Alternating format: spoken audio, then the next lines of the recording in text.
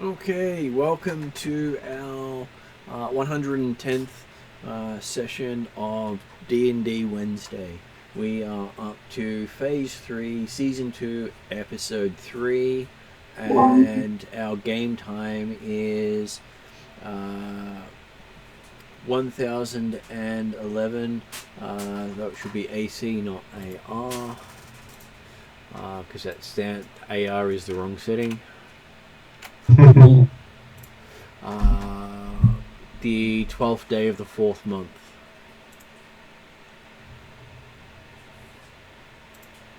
Okay, so and the Wednesday represents not the game day but the group, so I should take it out of the brackets. Okay, in today's group we have Jeremy online. Good evening, all. Yes, I'm playing Dimitri Dimitrov, the generous, giving, wonderful member of the Chaldaran and slowly becoming recognition of the Karamican community. Now that he's a noble and technical vassal of Stefan Karamikos. But I say he's just someone who's always here to help. I'm sure everybody wants Dimitri. I'm sure his help is the most important thing of all the groups. Obviously. I'm sure he tells everyone that frequently. Okay. I mean, obviously, his help is the most important thing to anybody. Just managed to catch a camera on something, which is always fun. Do you want me to help? I don't know what I tangled up, so...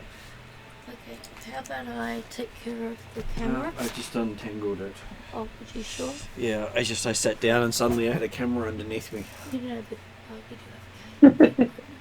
Still working, so that's say good. I got down and now I can't get back up. Well, luckily it was handy. Got down too fast.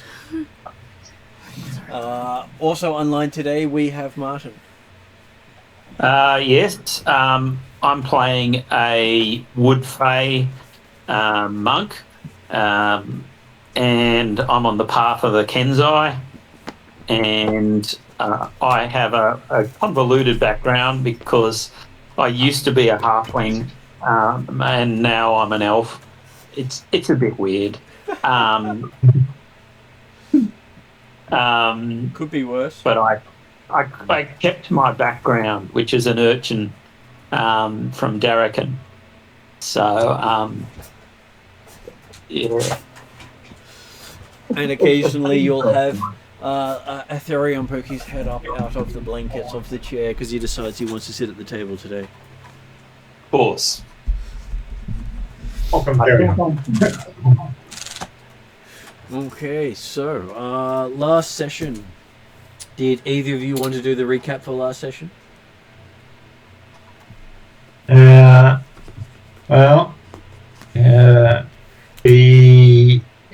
We basically, after having had the significant battles in retreat from the master's forces against the front line of Darrakan, the various groups of Red Dreams Investigation Bureau had been called back to Darrakan capital and were variously tasked with various roles and jobs to go and try and make alliances and gather armies from elsewhere to support the Darrakan effort to help hold the advance of the Master. So Dimitri and friends or colleagues or others were given the role of drumming up support from Karamika, being the fact that we are mostly nobles in the Karamican kingdom. And Stefan agreed that yes, he'd be able to support. However, he is technically a vassal of Hiatus, and he just received the official word from Hiatus that, hey, you've got to provide your forces for our battle against Alphatia. And which Stefan doesn't really want to do. He wants independence from Byathus. So he sent us on a mission to Alphatia to try and gain their support and approval to recognise Karamikos as an independent kingdom, and therefore Karamikos would be able to put Hendic forces to help Garrican instead of Byathus. Mm-hmm. So Redrian had procured the services of a fast airship run by a motley crew that looked nothing like the crew of the Millennium Falcon in any way, shape or form.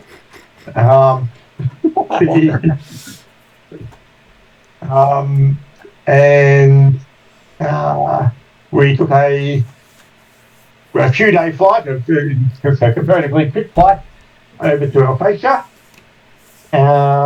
to try and arrange a diplomatic envoy, or to act as a diplomatic envoy to the Empress. We realised there might be slight complications when we discovered that there were very lifelike memorials of most of the party in the main square out front of the palace of Alphatia, recognising our deeds and exploits from a couple of years ago, where the party had eliminated the Alphatian air fleet in an attempt to slow down its advance upon Byathus and then Galentry. However, despite the potential notoriety, we decided we start to continue the mission, noting that Llewellyn was somewhat less well known amongst the Alphatians, so he could be the face of the group. The plans almost ran into danger very significantly when we had to sign our way into the palace to indicate our presence, and there was magic, because Alphatia is obviously a very, very magical place. Magic upon the parchment that forced people to sign truthfully, or it became very well known, very obvious, and they'd be carted off for questioning, possibly. Which meant that when Plumman tried to indicate an X rather than stating his name, there was a bit of a problem, but we managed to gloss over it by explaining that he couldn't write in Alphatian and so therefore went through. And then when we got to see the Empress, apparently we got in to see the Empress a lot faster than might have been expected, which we later found out was probably due to the efforts of Heldon, the head of the Karamican Magicians Guild, who'd arrived at Alphatia some time before to help pave the way for our envoy. And then when asked to introduce ourselves, we were forced to use real names, full names, which again caused some concern when it was called out. But hey, Dimitri was able to gloss over things quickly enough that no one ever really noticed, and we continued on. And thanks to obviously Dimitri's fine effort and maybe some additional help from a few other random people, including Teldon and the other members of the party, the Empress was quite happy to accept the nomination of Karamikos as being an independent kingdom, and would gladly support their elevation. We only had to then provide the documents back to Stefan for his signature, and they would all be ratified effectively immediately from magical means across the continent. So we headed towards the airship again, and that was about where we finished it. realising that things might get a bit more complicated now because this is where they're very keen on ensuring that treaty never gets ratified. And we also had another slight complication, which I can't actually remember what we'd agreed to or who agreed to or why we agreed to it, but we were also going to be trying to contact the gnomes to assist them with some repairs or something. I can't remember what it was. And it's, I can't remember whether or not Dimitri actually rates that as an important activity or whether it's actually more important that says, hey, we've got the treaty we need, let's get out of here and be back home again.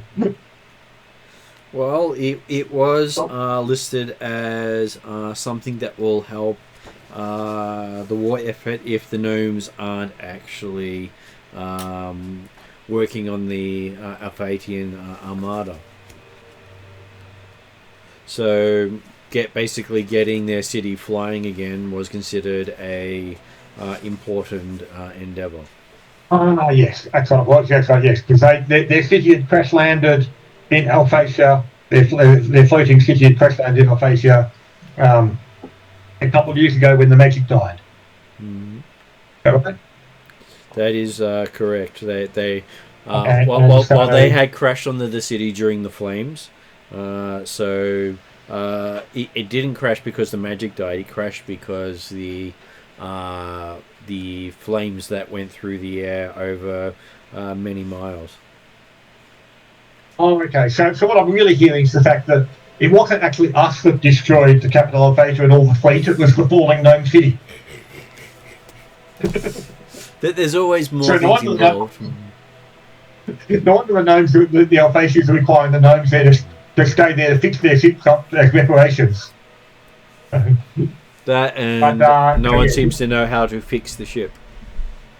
Yeah, but in fact, yes, it was effectively part of Derek and Redrian that was looking for the gnomes to be removed from Alphatia if possible. Is that right? That is correct. Okay. It would be seen as a major boost to get them away. Yeah. Okay, well, that's possibly a good enough justification then for Dimitri to put efforts towards that then. Well, there's also the fact that Gnomish community in Karamikos is one of the major stops of the Flying City, and they have been complaining about not getting their usual supplies with the city not showing up. Oh, so you mean the toy run might not happen this year? The toy run didn't happen this year because of it. No. So that they finally ran out of material for it.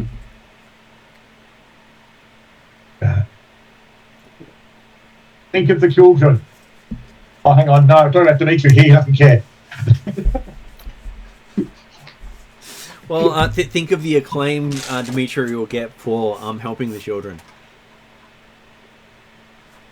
Does that work? Oh, but how can he be more famous and more loved than he already is?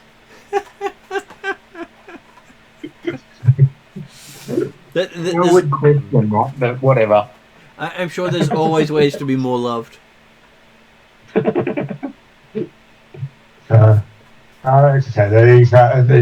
the element of improving the Gnomish support to actually get the forces in Darrakan is probably a good enough justification to make things happen. And yes, that's it'll. I'm sure soon-to-be King Stefan will be pleased with those that brought that support. And besides, it would be quite a coup to the group if they can get the gnomes up and going again, because Bradshaw himself actually lives in the gnomish kingdom of Karamikos. Yeah. So before we discuss this right now, over the weekend, there was something with the gnomes. Was that important to Dimitri, or was it important to somebody else? It was important to quite a few of you for various reasons. Yeah, but only incidentally for Dimitri. Okay. It's not like he needs that special acclaim and things like that, unlike someone like Bradshaw that would be definitely quite keen to help his kith and kin. I'm sure he's always ready to help.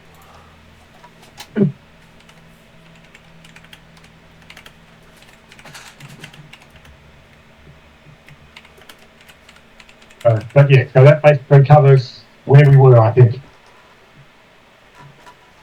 Okay, so starting with the session, you are woken up to the sounds of festivities happening outside. Now we ended up sleeping on the boat on the ship, did we? I believe that Taldon had a place you could stay at, and I believe you ended last session at his residence. Cool, happy with that. No worries. So we're somewhere in the middle of the Alphasian capital at the moment, are we? You are in the middle of the Alphasian capital, not somewhere, the centre of the centre. I was about to say, we've actually got quarters actually in the Imperial Palace. Not the Imperial Palace, but one of the branching palaces. One of the wings, okay, yep. So I maintain my alertness even though I'm sleeping, and so I've got 19 perception, just watching out for whatever. Okay, so there's flowers floating through the air all over the place. A person who suffers from hay fever's worst fear, I'm sure. As you can breathe the smells of thousands of different fragrances floating through the air. You hear from one of the servants that this is part of the festival that happens this time of the year. It's a celebration of life. We have indications that it was celebrating yesterday when we arrived, or no, it was the day before the festivals. Oh, okay, yep. Today is the start of their week-long festival, known as the Festival of Matter by most of the region, but everyone gives it different names, and the Glamtrians in particular call it their Monster Fair. It's probably a good thing we arrived yesterday, because it might have been even harder to see the Empress during the middle of the fair. She is basically in the middle of festivities until the 20th of the month. So if you didn't see her on the 11th, you wouldn't have seen her till the 20th. Which I didn't tell you until afterwards, because that was part of the story. Because this festival is also a celebration of her birthday. I believe she's coming up to 1,000 years. Ooh.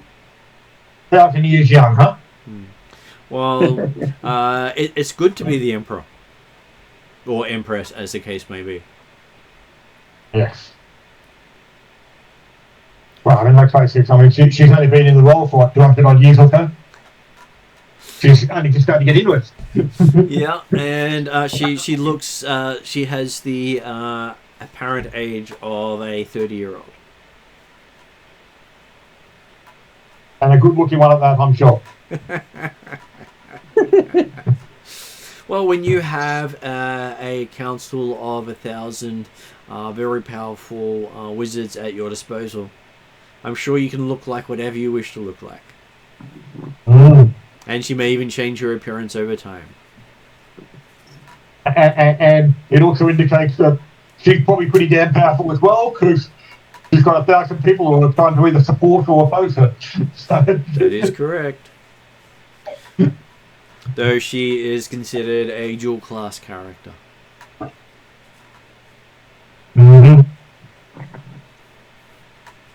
Okay, so you also find that there is a small delegation of gnomes waiting for you in the entryway to your wing. Okay. That was going to be the next question. Was the idea of okay, yep. If we're going to help these guys out, what do they need? Where do we catch up to them? So that's easy enough to catch up to them now, I guess. I don't know if this is a part of what you're already doing, but if it is what you're already doing, that's one of the names you need. Accompanied by Duke. Do you want me to write Duke's name down? He won't be there at this stage. Okay, that's okay. It might be for later. For later, yes. Okay. Calcrix was just trying to add in some extra gnomishness to make it fun for you. No, it's okay. I thought this was a different part of the story. Mm-hmm. Okay, and so you do know that the palace that you're in, while you think of it as a wing, this wing itself has like 4 or 5 different wings off it. Yep. And it's multi-level wings. Certainly any other kingdom would consider it an imperial palace in its own right. Some of them would consider it a city. It can hold house as many people as most cities in this palace that you're in, not counting the imperial palace itself. Just looking for an appropriate place to stick. And what about with your? So we were woken by the sound of the festivities, and obviously there's an Irish delegation in the sitting room or something waiting for us in the morning. Is Keldon actually with us at the present time as well, or is he elsewhere? He's in the library part of the wing you're in. Yep. Basically, doing what he loves best, research. Yep. And so I'm assuming that there's lots of staff and personnel populating this our quarters, our lodgings. You do. Though most of them chose to throw a sickie today because you resembled the people in pedestals in the middle of the centre too much. I'm sure it was really because I wanted to enjoy the festivities. Okay.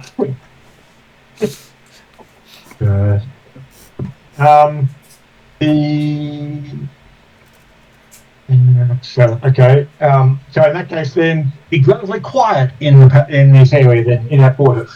It is. You've been left to your own devices, and that's why that you notice that there's a delegation of gnomes waiting for you because no one announced them. Yep, happy with that. So, well, is there breakfast, etc., or things like that available and provided, or are we fending for ourselves in that domain too? There is a pile of fresh fruit that was added when you got to the quarters the night before. Okay. And that's still there. Cool. Much to the dwarf's disgust, as there's no meat.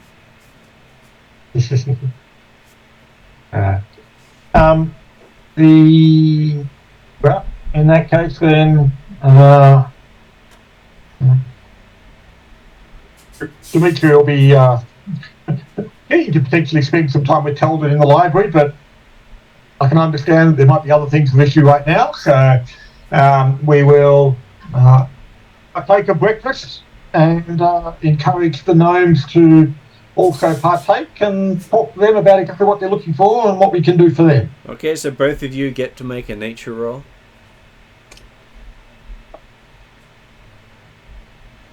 What is that? I get a total of 16 with my 5 on the die. Oh. So survival doesn't count? No, this is nature specifically. Alright. We're identifying certain things.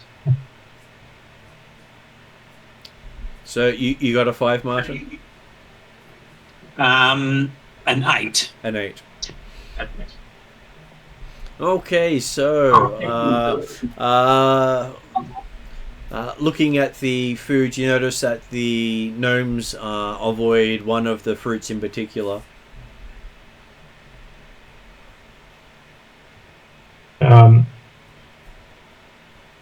Is it a fruit that we recognise as such, or? It is one of those exotic fruits that taste wonderful.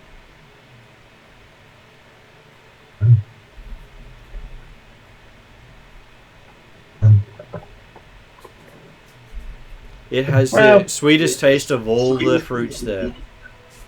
Mm-hmm. I mean, certainly, it's not like Dimitri was necessarily paying close attention to what he was eating. Well, actually, we did get warning that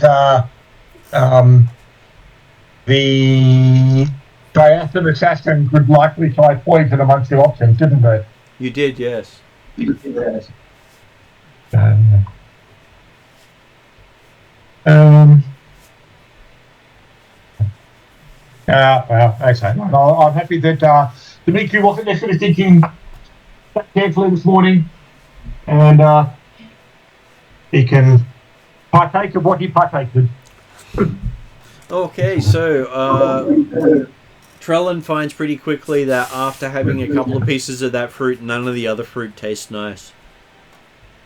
Okay. Well, it's still a case of how much food you're going to eat.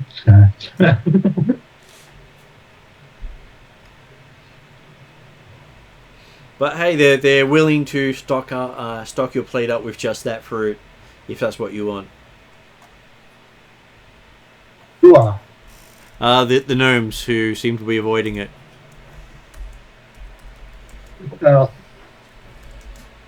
As far as I see, the gnomes aren't there to be actually providing a service or doing us, except for telling us exactly what they want and what they need. Well, you're sitting down, relaxing, hearing them tell you that they were told that a group of capable technological people would come and help them retrieve a part they need for their ship. Mm-hmm. And they give you a diagram of what it is they're needing. Okay. Is Dimitri able to recognise what the part is or what it would do? Give me an engineering roll. 30. Okay, looking at it, it appears to be It appears to be an energy source designed to start something. Yeah. So it's a spark plug. Very much so. Though think spark plug for Starship. Yeah. Yeah. Well, so certainly, yes, if Dimitri recognises enough to give it a name that's something you can connect it to, then obviously you can be talking apparently knowledgeably about this component. It's yes. So your current ones have been damaged or destroyed. Is there any replacement or repair? They're looking for a replacement, but they had no idea what it was called. Just that their research showed that this was the piece that was missing from their ship. Did your research also indicate as to where such replacement part might be found? That they point at Dimitri and saying, "Our research pointed to you."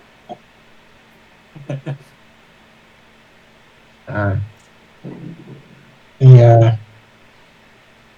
Well, I do have some thoughts as to where we might get hold of one. They're not necessarily especially convenient for around here. Hello. Good evening. Okay, so joining us now is David. Hello, I'm David. I play Plumman Gorinov, the undefeated Ethingarian warlord, champion, solo master duelist, Superman guy. Never been defeated in his entire life and never ever will actually fight anyone on the back of his horse. So he now gets to make a nature roll. Ah, hang on a sec.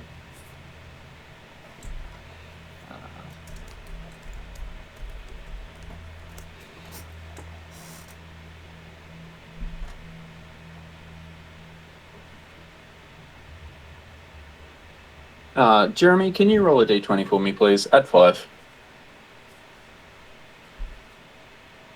I'm I concerned got and more than scared. your 5. Amazing. Did you roll a 1? No, I got more than your 5. I got a 6. Oh, I'll take it. I get 11. Okay, so On the plus yes, side, you get to enjoy the delicious fruit. you're having this wonderful tasting fruit that the gnomes seem to be avoiding. I'm concerned.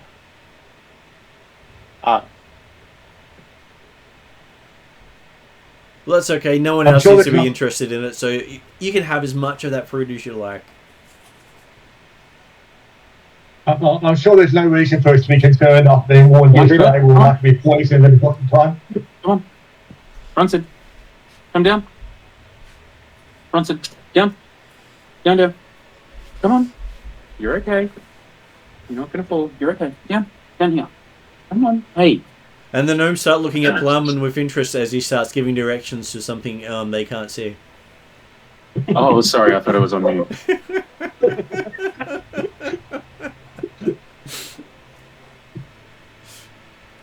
Well, I thought it was an interesting comment to add to your directions to your puppy. It was certainly amusing to listen to. So the gnomes aren't aware of where they can find replacement parts. They're not entirely certain what the part is they're trying to replace. Dimitri, who technically has never seen before and anything related to it, was able to pretend to be more knowledgeable than they were in their research. Marvellous. Does Dimitri have any ideas where they might, where such parts might be manufactured or found? Well, Aside from possibly the beagle back on the world. Dimitri does believe that in the time before time that most people can reach is about the only place you can find such things, having seen this diagram before on one of their magical blackboards.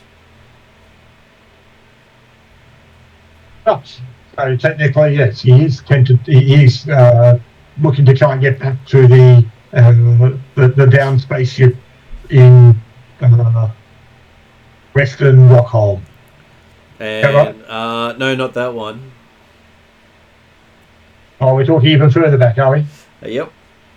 The one where you met Raphael. Yep. And where, yes. Of course, that one's somewhat more difficult to get to, even compared to the beagle. No, that was the beagle. Oh, okay. What was the name of the ship that we were exploring through in the Barrier Peaks? You didn't actually I get had a in my name head that from was it. the. Even after several weeks of looking at through the files and things like that with. Yeah, I thought it was the Beagle. No, the beagle was the name of the ship you went back in time and travelled to. And so, in fact, yes. So the Beagle was actually a veteran ship. That is correct. Is that right? That is right. Okay, yeah. Right, I was in my head, yes. Yeah, okay. And yes, as Redburn said, the ship that we found in Rockholm was an earlier ship that arrived a lot later. That's right. Yes, Yeah, it was a ship that was. It was a relic it had that. less technology. Yeah, it was a relic from his people that was lost been many lost, years in his past. Yeah. Yeah, that's right. I remember now. So, as I said, either way, the Beagle's a lot less accessible. So, and it's not like the ship in Rockholm is very easy to get to either. And I guess we could potentially talk to Drizzle. He might be able to come up with something. Or would it be feasible to come up with or jury-rig an alternate spark plug? You don't think you have a compatible energy spark? Mm-hmm. Nothing on the scale of what can power the single engine that keeps the city afloat. Yeah.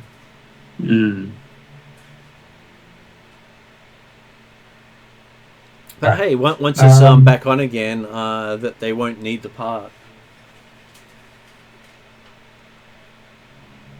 Okay, so yeah, they said they didn't just start the engine, but once it's in there, like say, we can throw it away again after that. Yeah, well, it's one of the reasons the ship never lands is because they don't know how to turn it back on again. Turning it off and on is not a good way to fix problems on their flying city. That would then. The IT crowd would be very disappointed. Sorry? The IT crowd would be very disappointed. Exactly, yes. But admittedly, that would then suggest that if we did find a way of simulating the power burst initially, we've only got to do it once. You do. And you do know various places that may have the technology to do that. And they're places that Dimitri's wanted to go for quite a long time. What? So one of them is Thothia, which is the descendants of the Nithians who were the height of magical technology. And the place where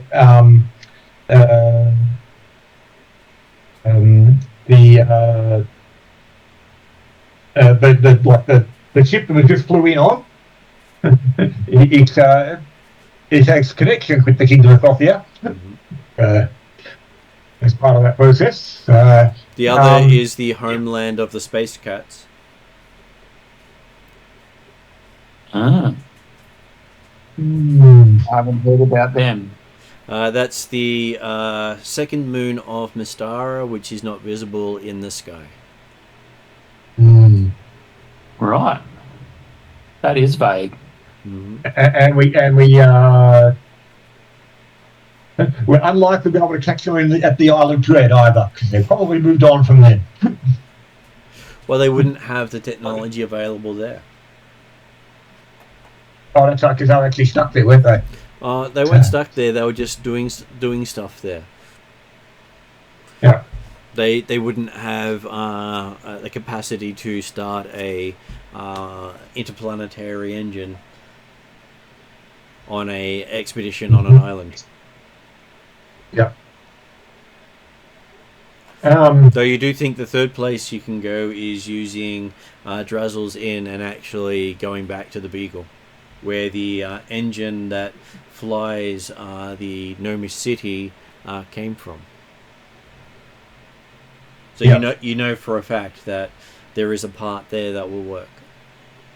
Yeah. Or if not, we could use one of the machines to replicate the next one.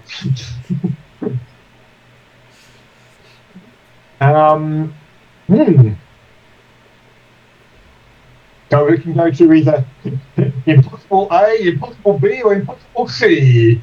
Well, Thothia is the easiest one to get to because it's on the Isle of Dawn. Yeah, okay. You go to the cloaked, and certainly Sid and his crew know exactly how to get there. The main complicator with it would be it's probably in the middle of the war zone at the present time. less so. It's on the southern part of the Isle of Dawn.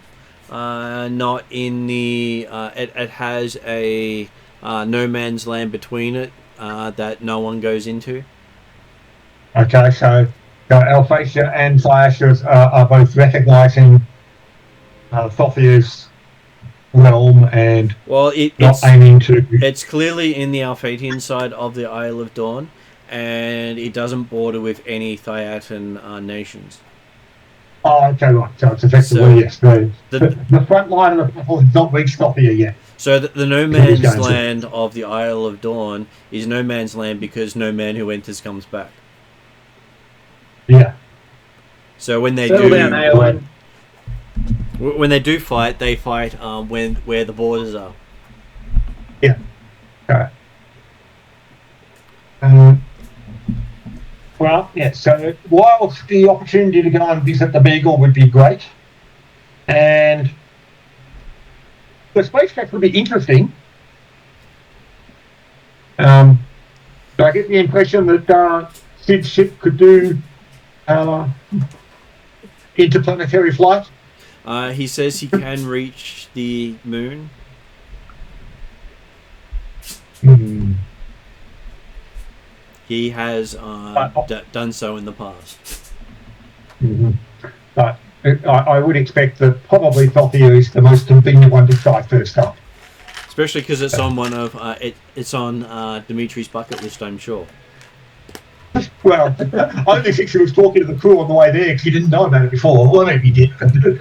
You know what the best thing about indulging Dimitri's bucket list is? Is that one step closer to completing his bucket list, and so therefore he can die? One step closer to Dimitri accepting his inevitable end. Oh, it's a beautiful thought. One day we'll be free of him.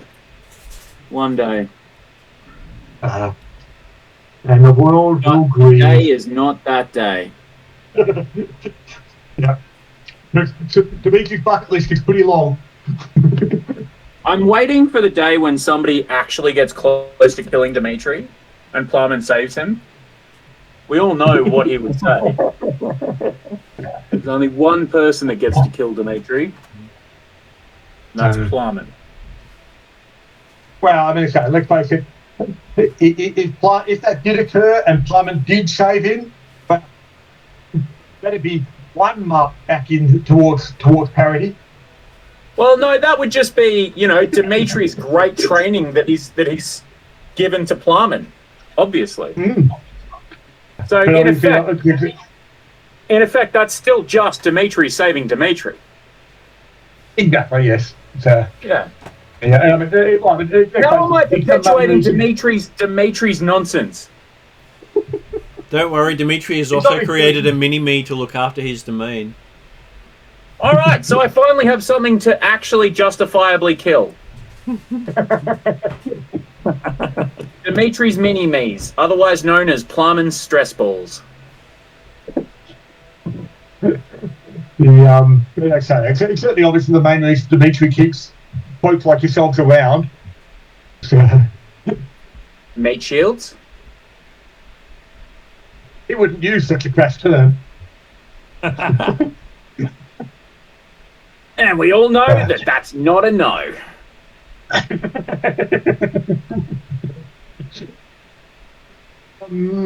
Yes, okay. That's not a no. Yes. And Plumman knows he's only a couple days away from the White Horse ceremony of Ethinger. Screw you guys, I'm going home. Well, again, that's one of the advantages that if we head towards Thothia, it's on the way. That's good. Good. We won't talk about the fact that we have to come to Alphacia to fix the citadel or things like that before we go back. That's a totally unrelated point at the second time. It's like you think Alphacia is worth saving. It's not so much Alphacia worth saving. Well, just actually, yeah, you went online at the time because early on I was actually questioning. I knew we had something to do with the Gnomes, but I was trying to think Dimitri actually cared about, or what we had to do again. And then found we speaking of the fact that Bradshaw wanted to do because he's chummy with the gnomes. But apparently there was other advantages towards helping the gnomes out. So Sounds boring and lame. Okay. So yes, okay. We will. So having exhausted all the information we can get out of the gnomes for what little they know,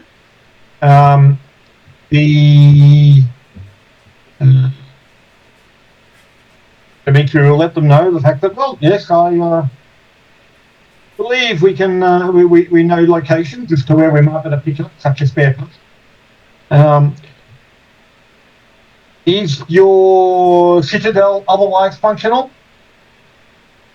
They say nothing's working because the main power is not running. Missing power, yeah. But as far as you're aware, it would appear that everything would work if power was available, is that? They have repaired all the conduits and wiring of the vessel, but they are unable to generate enough power to spark it. And how long would it take you to take off and get away from Alphasia after managing to start the engines? Well, normally I'm guessing Alphasia.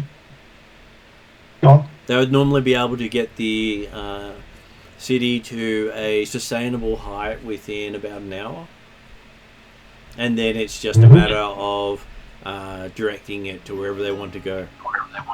It travels about 24 miles in a day. Yeah.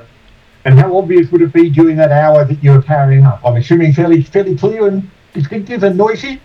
Yep.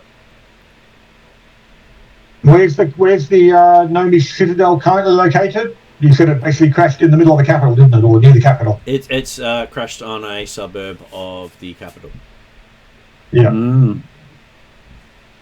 And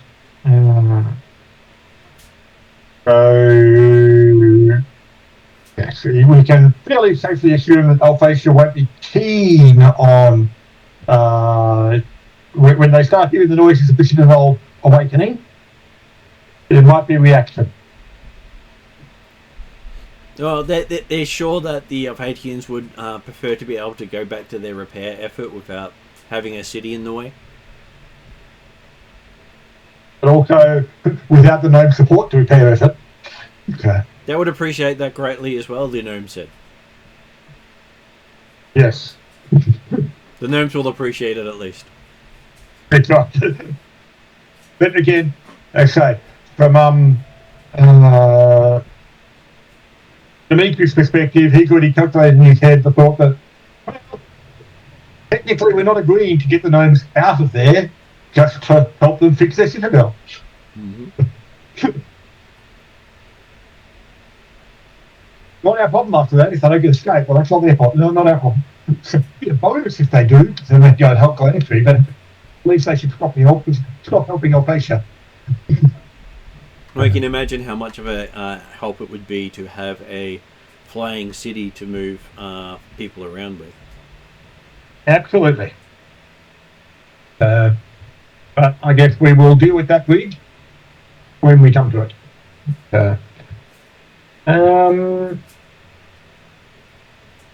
Now, when it's Captain Kidd actually with us as well? But we'd go back to the boat and invite him to there, or he was going to stay with the boat and do some other bits and pieces, I think, wasn't he? He was staying with the boat and gave you a sending stone to talk to him while he was waiting for you.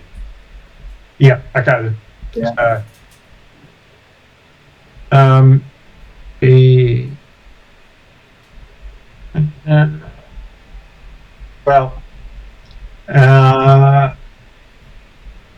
I will aim. Dimitri will aim to talk to Teldon if he might be available, just to give him an update on what our plans are and where we might be going. And hey, he might have other information about where such parks might be coming from. He might know. Oh, hang on, you got one in the basement. Well, he seems to be going through artificer books on power generation.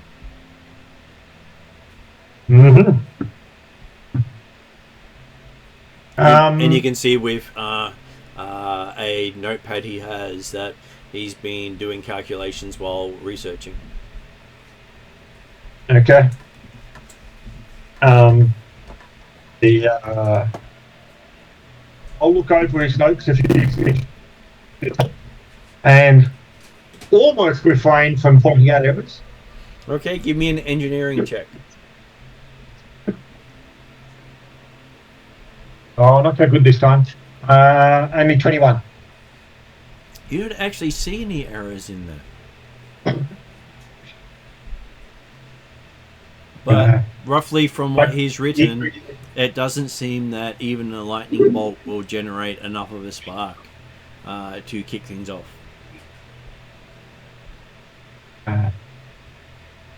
So no point wiring up the clock tower, huh? Yep.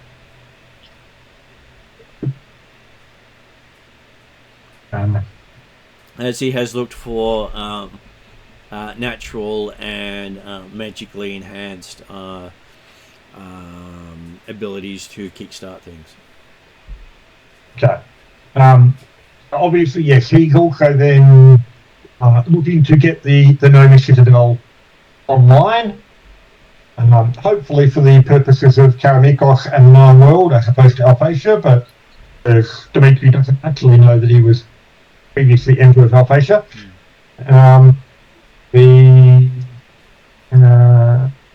Although he did note that he was somewhat more well respected in the court of the Empress than might be expected at the head of the Magician's Guild of a relatively minor, nothing real to kingdom or duchy. Well, hey, a non-related duchy of another kingdom got the meeting with the Empress. Yeah, that's what I mean. Whilst Dimitri doesn't know exactly what his association with, he's recognising that there's something there that's going on. So he has written down two names, Thothia and Misoshima. Is Misoshima the recognised name of the second moon? It is not, but you have heard that there's a cat civilization from that place. That's the name of the city of cats. Oh, okay.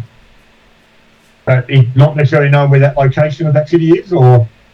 You know it's on the hidden moon.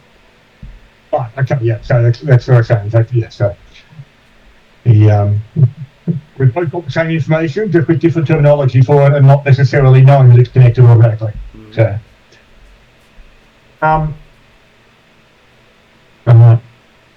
well, in which case then I will fill Telden in on the fact that, oh, well, yep, it looks like you're working on the same problem and you've come to the same conclusions. It's probably valuable for us to make a trip to Thothia and hopefully a quick stop over there. Well, he says timing couldn't be better because if we time the to try to reach Thothia by the 14th, if we don't find what we're looking for there, the hidden moon should be right above us for the 15th.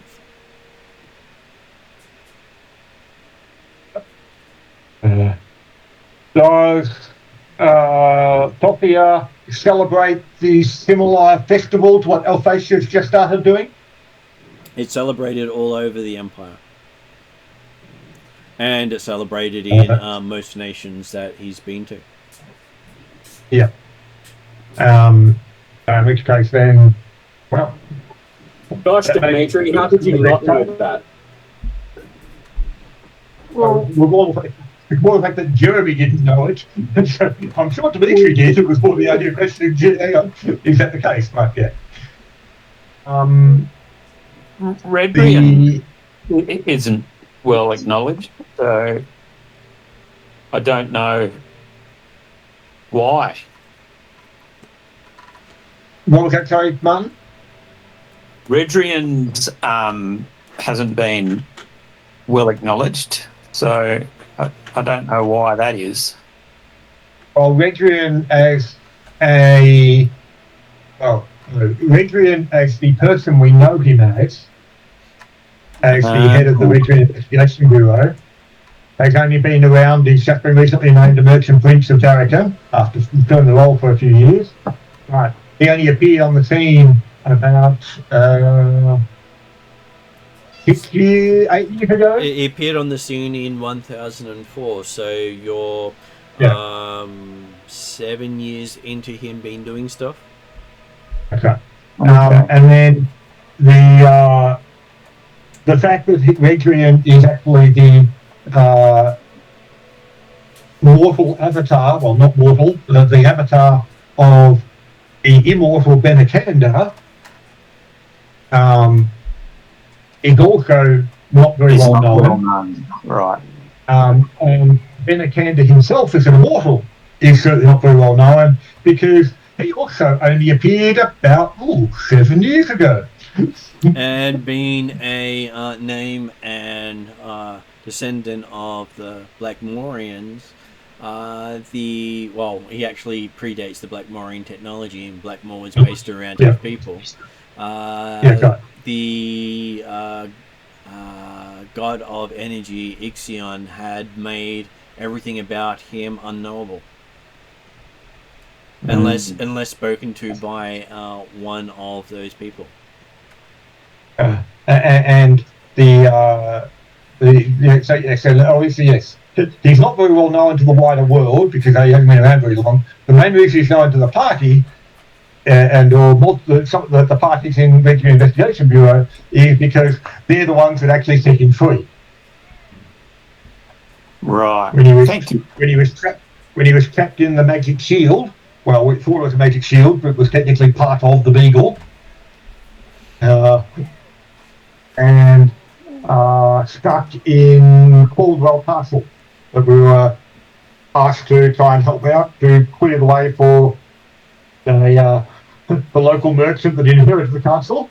After Drazzle rewound time because the first group who went through did such a poor job. Yep.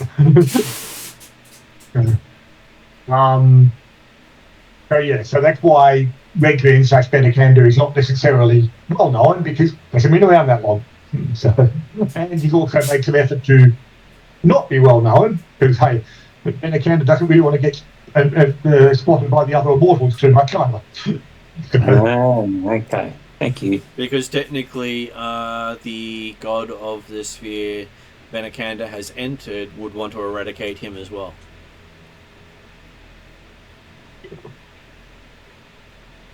Because the reason the war's happening applies to Benacanda as well as it does to the other gods. It's these upstarts that decide to become gods without having immortal patrons. So becoming a god without pledging yourself allegiance to the flag of whichever nation you like to throw in there. Okay. So that's why he's got inns all around the place. Mm-hmm.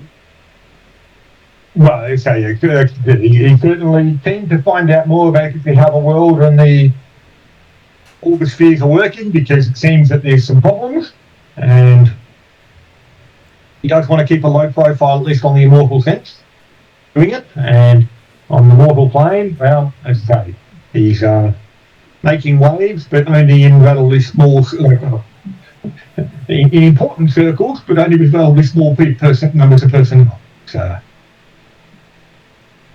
Cool. So, well, in that case, then it's not really worth going down to the ship in case it's a problem. So I wanted to send a message to Sid first of all and just say, hey, what are the chances of heading out later today or sometime today? He's good to go whenever you are. Sitting around too long might give him too much trouble to have to deal with. Sounds good. I couldn't remember whether you needed to do any external repairs or bits and pieces while I was here, so He does basic Yeah. maintenance, but he doesn't want to stay around and get brought into the war effort again. No, happy with that. And I suppose, well, this is sending stone, isn't it? So it's still 25 words. So after the confirmation is ready to go, then we will aim to get all our gear together and head back down to the ship, because obviously the Alphatians were aware that we weren't planning on hanging around, because we were keen to get the treaty signed by Stefan. Mm-hmm. And so hopefully there shouldn't be any concerns with us departing almost immediately and without fanfare. We wouldn't want to interrupt their celebrations. Okay, so you've got one of the gnomes happy to travel with you to, because he's the representative of the city,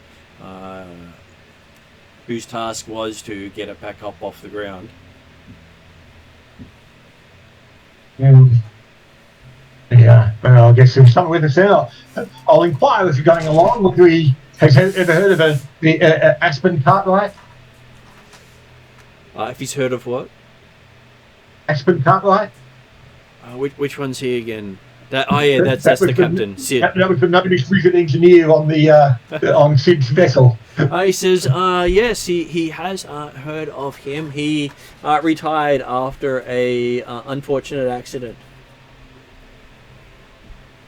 Oh well. His lab blew up and sent all his assistants to a rather long and slow descent. Mm. Well, that's what you get for having a laboratory hanging over the side of the city. Mm. So we get the impression that this gnome, or the reputation of Aspen Cartwright might be not so flash in the gnomish community, or just the idea that, oh, yes, he made it. There was a boo-boo, but hey, we're gnomes. You sort of get the feeling that it's sort of infamous for blowing things up, so they're glad he's not on the city anymore. Okay. Well, we'll probably try and time the end. We'll time the end of the conversation to about when we're actually going to arrive back at the ship, and say, well, hey, I'm sure you'll have a lot to catch up with that. He's more than happy to catch up with a colleague, as he puts it. And you hear them start going off in a very fast version of Gnomish. Even if you know Gnomish, the words are just coming so fast it's hard to pick up what they're saying. Yep.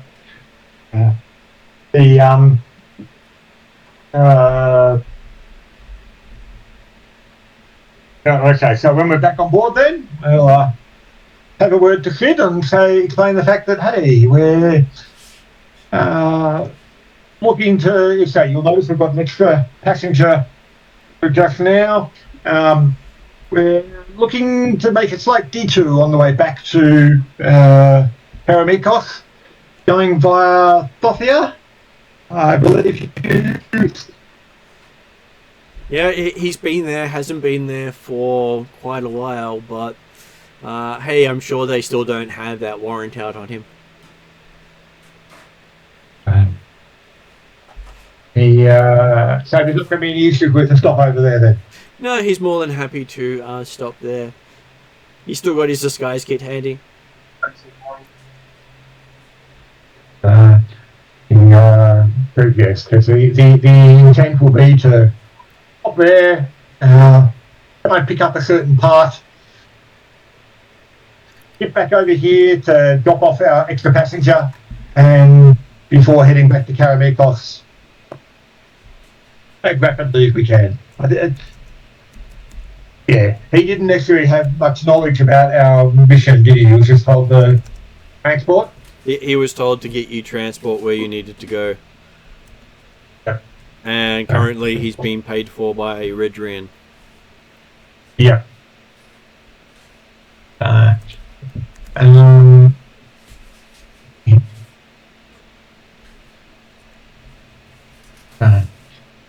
Um, oh. We'll be ready to depart at your leisure. He said shouldn't take him too long. He has most things ready to go, though he does recommend you getting below, and he'll try to avoid any authority entanglements. Well, I mean, hopefully they'll be all enjoy the festivities.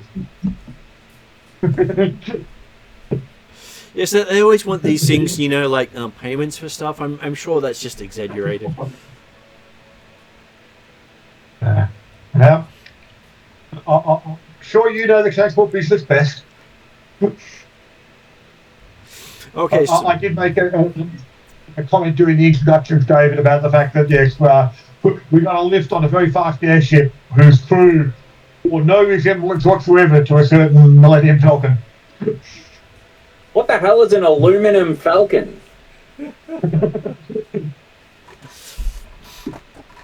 Well, I'll show you one.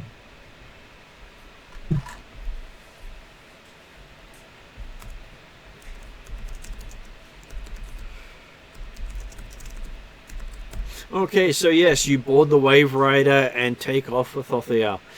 You can feel the acceleration quite keenly as it takes off, which is more than you felt previously. Apparently, he's pushing it a little faster right now.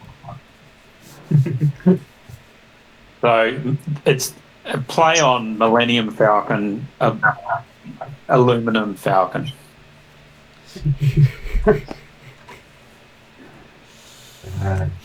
Okay, so I will be back in a moment. Just going to duck to the bathroom, and then we'll find out what happens on your way to Thothia.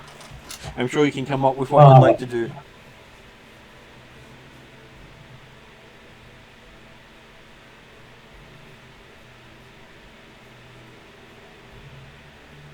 Yeah, Plyman's going to start really annoying Dimitri and just making a significant effort to do that.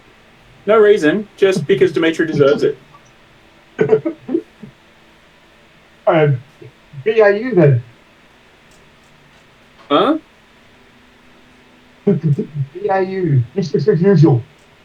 I fully endorse that.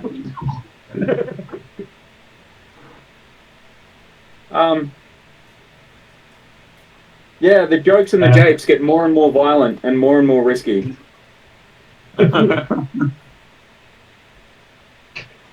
Yeah, well, certainly Dimitri will be planning on spending time with the gnomish engineers and the other gnome to discuss further exactly what we're going to be looking for with this spare part, spark plug.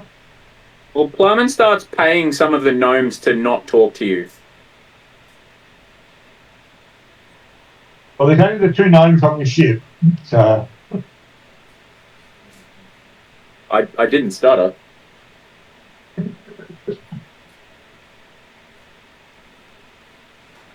Whether or not they obey us is a completely different thing.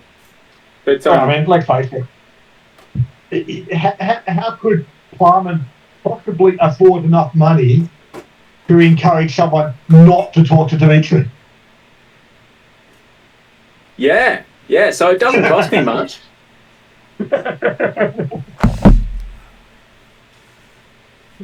At the same time, though, he does try and lend off some of his expertise to the crew with regards to training on polearms, because it's, kind of useful on a ship. They do look at your weapon and ask you why you use such an antiquated device. Oh, wow. So Plum's going to have to kill someone, isn't he? All I'm thinking of is the scene in Starship Troopers. How can you push a button when you haven't got a hand? Well, I'd suggest going for a bear hug with Rin Harlock.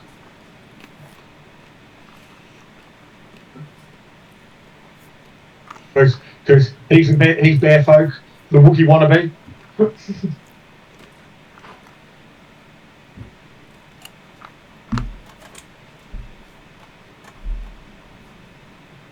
You see the Wookiee pull out a pair of brass knuckles, and then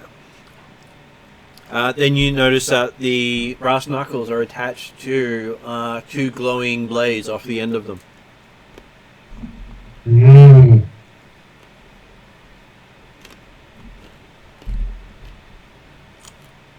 There you go, Plumman. Someone's looking to play. Sorry, I was on mute and I didn't realise. Yay! Plumman plays.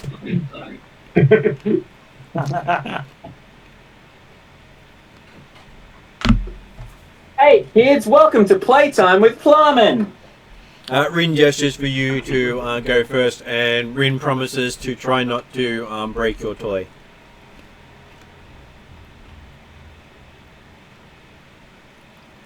Not necessarily try very hard, but you'll try. Or she'll try. Alright. Cool. There's gonna be some fighting and sparring and not killing. It's been a while since she ripped someone's arm off, she says. New plan.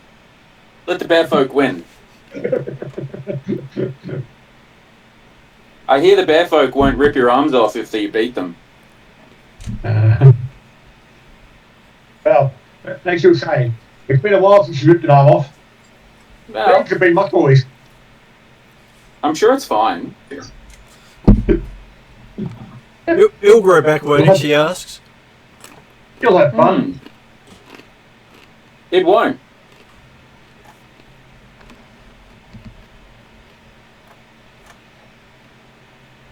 Maybe it should be built a little more sure I sturdy. won't hurt you? She shrugs and says, if you succeed at hurting her, obviously your toy's not really that much of a toy. Does anyone have a ring of regeneration? Hang on a second, I'm just downloading a dice app.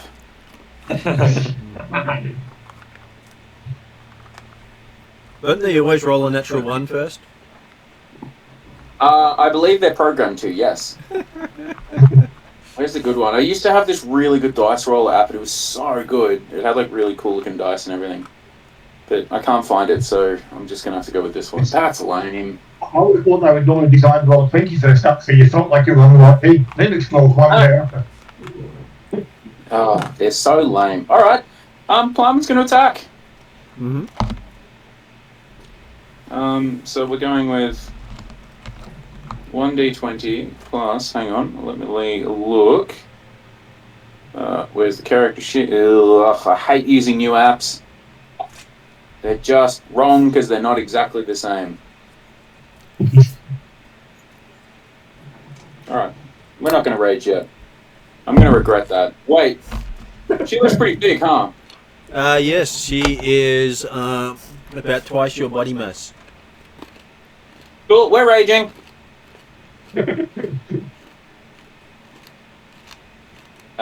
26 to hit. She parries. Hit.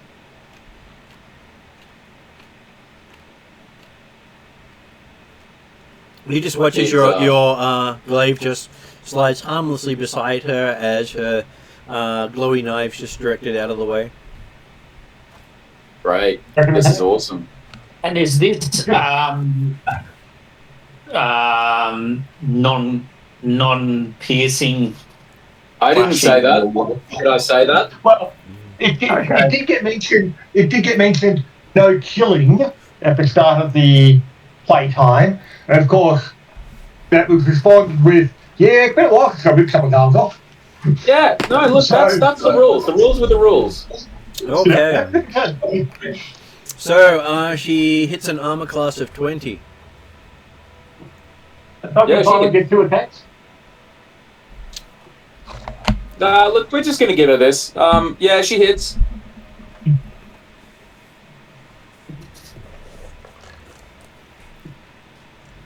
Where are all my d10s? Oh, they're all down here. Hit.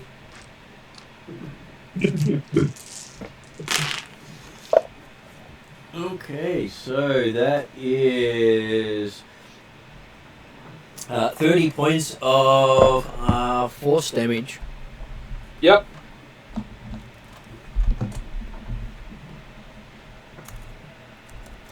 And that was in retaliation to you missing her. So it was actually Yep. your attack that she retaliated Yep. on. Love that. Love that for me. The lucky blow, I'm sure. Unlikely. Would you like to make your Would you like to make your second attack? I'd love it. Yeah. Mhm. 25. And she parries it again Love that. with a retaliatory strike. That one is a 29 to hit. Yeah, that'll crit.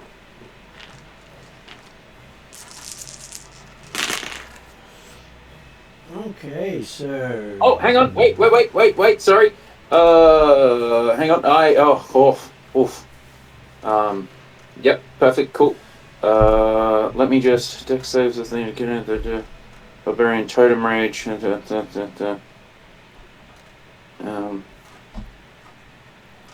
Yeah. Sorry. Continue. That might be less damage. Mm-hmm. Was that force damage? You said? Mm-hmm. Force That's what I damage. thought was. So I'll give it that one. Force damage is psychic notary, isn't it? Force damage is not psychic, no. Oh, is it just? The type is actually force. Yeah. It can non-elemental effectively. Oh, you know. Oh, okay. Yeah, right. So she does so- 24 damage with that retaliation. Yeah, sorry. Just to clarify, wouldn't my barbarian rage wouldn't mitigate that, would it? Does your barbarian rage mitigate all types of damage?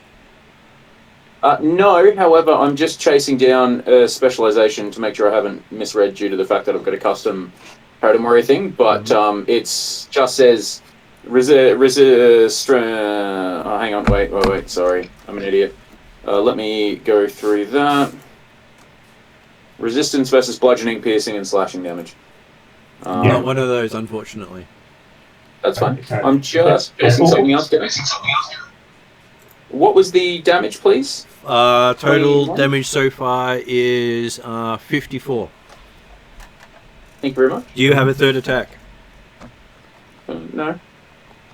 Okay. Technology what to use right now. Surge. Oh, I can fire a thing. She twirls her blades around on her turn and does the whole come at me, bro sort of gesture, and just waits for you to keep going. Yep. I just need to chase down something else. I do apologize. It's the first time. It's been a while since the last combat. Yeah, cool. All right, sorry. I was just reading something that I had to chuck in on this particular thing. All right, cool. Obviously, this is a real combat because if it was real, then Plummet might lose. And that can't happen. Yeah, exactly.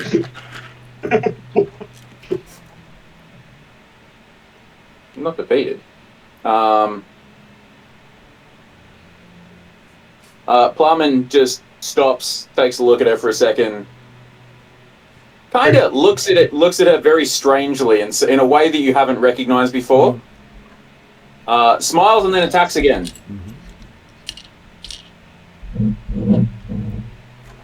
26 again. Okay. She uses one of her deflects to just knock that out of the way.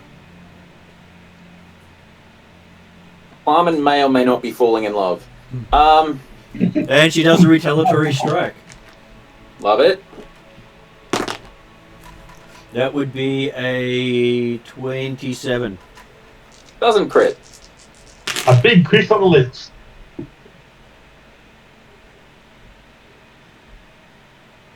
And on the non-crit, it was a 32 points of damage.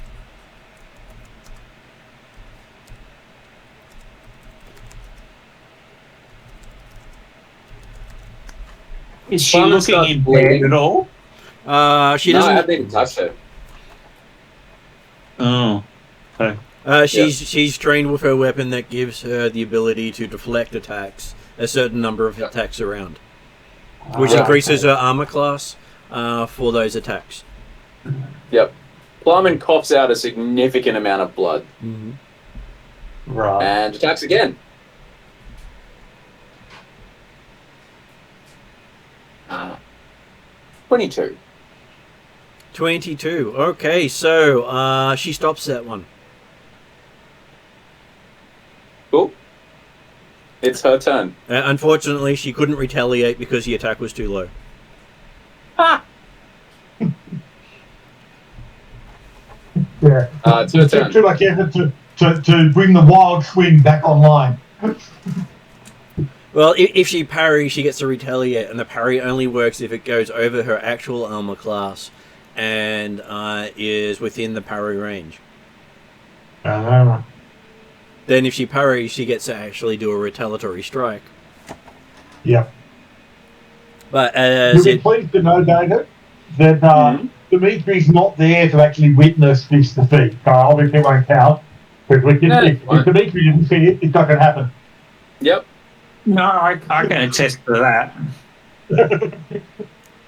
that. She does a swing with her offhand at Plumman.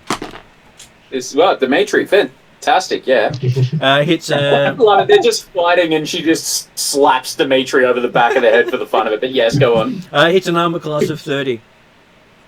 That's definitely a critical.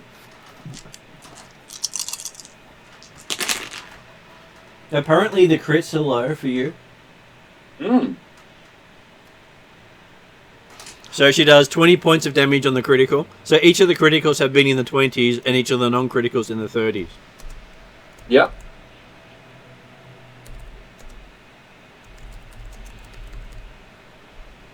Plumman is riddled with heavily and profusely bleeding holes. As you realise, she's just used her bonus action to attack you, and just does a whole, spends her turn waving you on to do more. Okay. Plumman starts to get a little bit carried away with his yelling and screaming and battle crying, and there is just blood coming from everywhere as he attacks again. 27. Okay, so she attempts to parry, and you hit her. Oh, okay. Kind of feel bad about this one.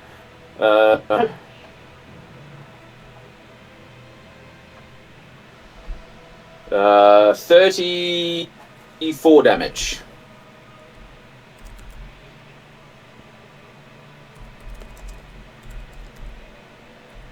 Sorry, 36 damage. Do you want to make another attack? I do, yeah. Well, turns out don't try and roll 5d20. I rolled a 20! Rolled a 20! For 30. Hang on, let me... Well, I desperately need to prove this.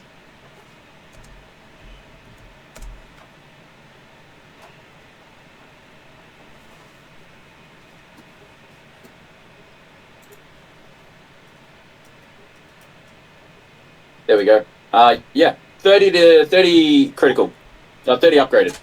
Okay, so it is a standard hit. She has an anti-critical armor.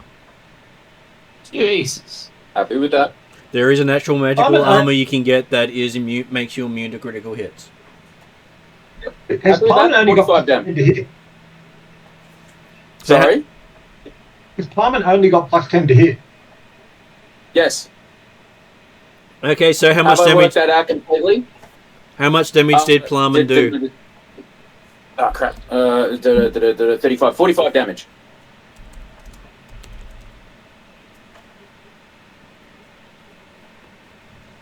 Okay, so she screams louder than you do. Oh, this is gonna hurt. As you see her muscles start to bulge up.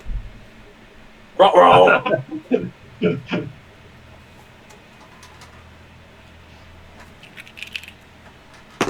He's looking prettier. Okay, so that ended up being a 30 to hit. Yeah, okay. Before she knocks him completely unconscious and or dead, Plumman says, "You look absolutely gorgeous." Yeah, that's a critical.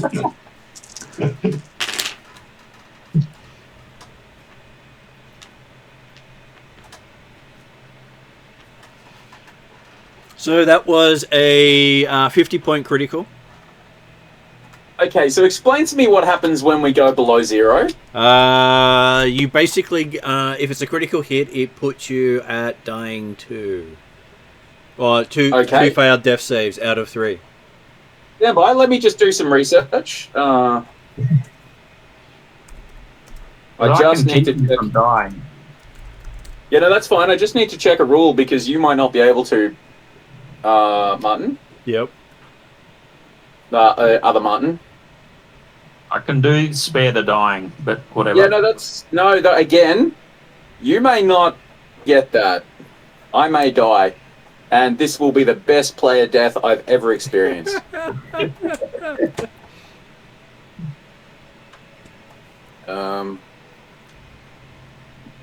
Okay, I need to make a DC 10 Constitution save. Mm-hmm. Because it's 50 points? No, because I have Relentless Rage. Where's my dice? DC 21, D20, 9. I pass. Wait, do I need to get above or lower than the DC? I need to get above. Yep, cool. Plowman is bleeding more blood than he actually has, and is still standing and smiling, and as he spits out 7 teeth.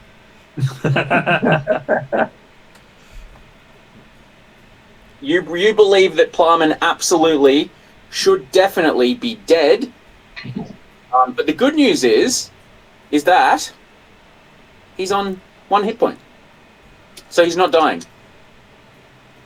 So as long as you got over DC 10 on a Constitution saving throw, you keep going. For the first one, yes. Okay. Okay, so she goes to hit you a second time.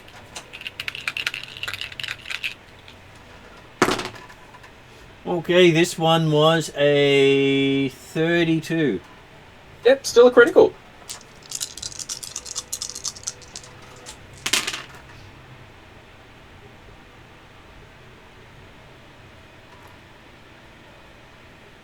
So that becomes a 32 points of force damage. It could have been 1, it doesn't matter. More blood spews from Plumman's body. I'm going to press the button. Yes! He's still standing. I rolled a 16. Okay. The DC is now 15, so the next one will be 20. And she has a third attack. Amazing! I love that for me. Plumman is laughing as he's being beaten to a pulp. Apparently that was meant to be with 216, so that's a 31. Yeah, copy. Now I'm getting real nervous. It doesn't matter what the damage is. So that was 64 damage. Again, doesn't matter. Wow. I want you all to think about how much damage Plumman is currently tanking. Okay. All right, so the DC is 20. You know what? I just want to remain as accountable as possible. Martin McGlashan, can you please roll a D20 for me, please? He wants you to kill him. Well, that way I didn't die. It's a 15, so... Oh, I probably enough. 15, and he passes with a total of 23. Plumman is still standing. Next DC is 25. At which point do I point out she has a fourth attack? Happy to. Honestly, keep going. She's up to her last attack of the round. Yep, cool. Give me a 1. Okay, so that is definitely a hit with a 45. Are there double criticals? Yeah, that's a hit. 35, I think it is. 35. Oh, well, that's Still almost a double crit. Yep, go on.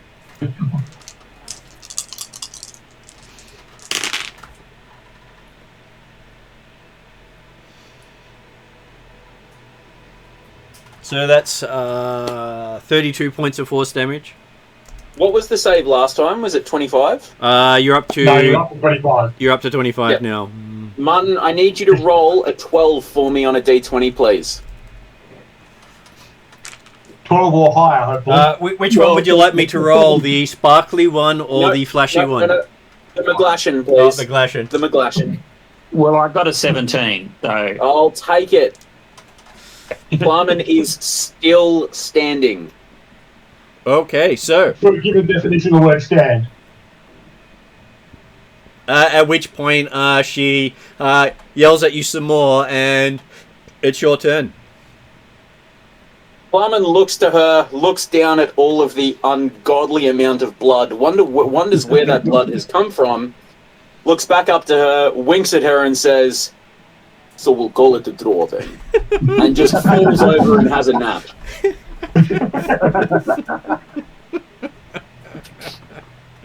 so he hasn't lost. You don't say that. Don't say that. Otherwise, you will tempt Martin. Either way, Plumman is having a 10-minute nap, one way or another. At least a 10-minute nap. Hour nap, unfortunately, for a short rest. Well, I'll take an hour. Whatever. He's having at least an hour's nap on the main deck, just bathing in his own blood.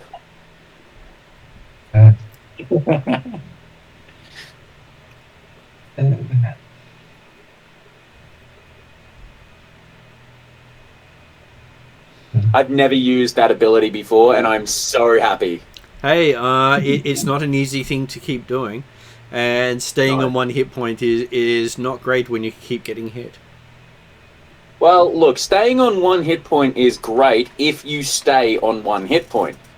As long as you stay on one hit point, you don't drop into dying. Yeah.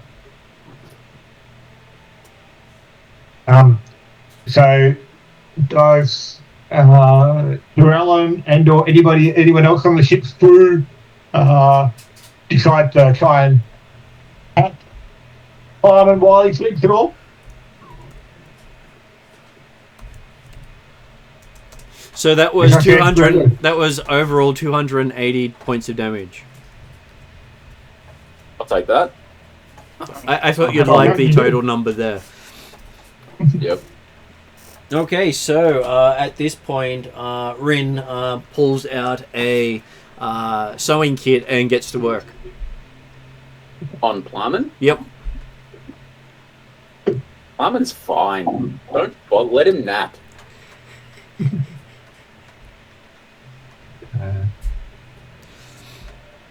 But you never know, she might be stitching your name into the wounds. Or her name Oh, into the that'd be wounds. so good. Yep, all about it. I've just got to drop off for a second. All good. As I said, like, I don't know whether you heard when you were away briefly, Martin, but yes, it's the sort of thing that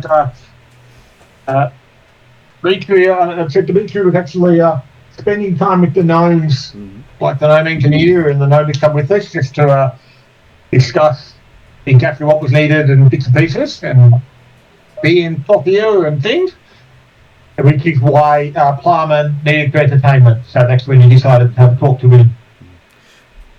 So you get from the conversation between Aston and the other gnome that they're looking for something able to create a burst of energy beyond anything Magix has done so far. Maybe historically the Thothians might have something, because they have a library dating back beyond record. Yep. But they don't always share their stuff. The Nithians were actually had some power in their day, so. And the Thothians have become their true descendants. Yeah. Yes, they may not necessarily have quite the same level of power and things like that, but they've potentially got at least the access to their some of their information and technology. So that's why they're the start point anyway. Mm-hmm.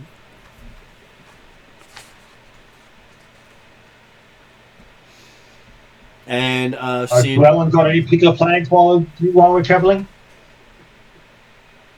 I'm trying to check what wood elf magic does for me, but it's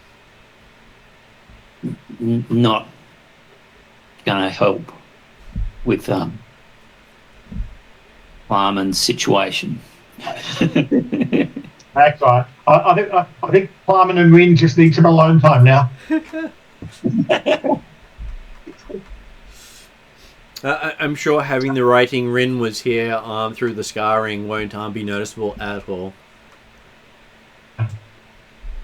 Well, then let's face it. Apparently finished their foreplay, so at least from Plum's perspective.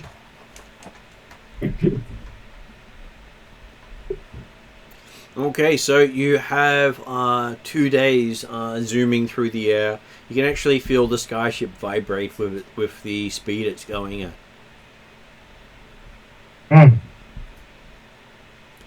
And the gnomes are both working on keeping the propulsion working.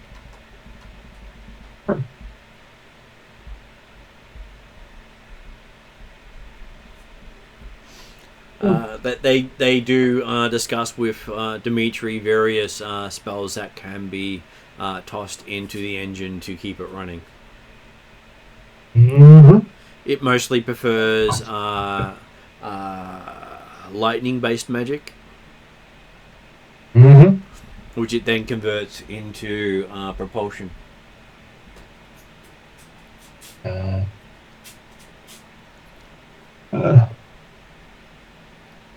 Well, I think I've got nothing better to do for the day, so I could probably give them a little bit extra if they wanted.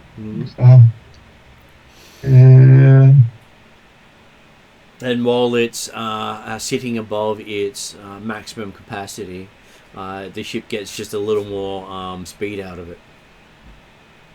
Right. Dangerous, but it keeps them out of trouble.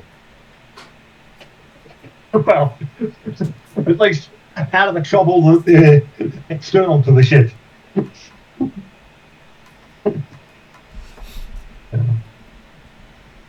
Okay, so 2 days later you arrive in the borders of Thothia.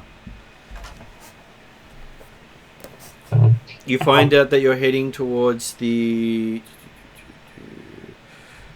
trying to get the capital city of Idiaro. Yeah. Right, yeah. Well, when Dimitri's not talking engineering stuff with the gnomes, we will try and actually get at least some information about Thothia for many of the crew that have been there or been around, including Sid. But so what was the name of the capital zone? Idiaro. Idiaro.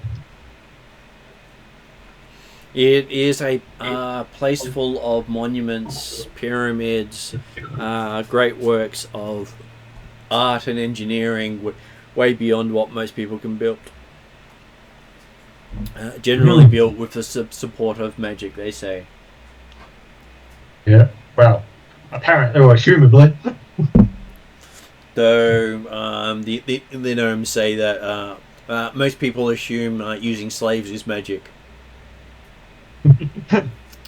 Many people say, oh, it's run by magic, when gnomes are actually doing the hard work. Yeah. That's pretty bad. Dimitri's internal response was, hey, better them than me. Jesus.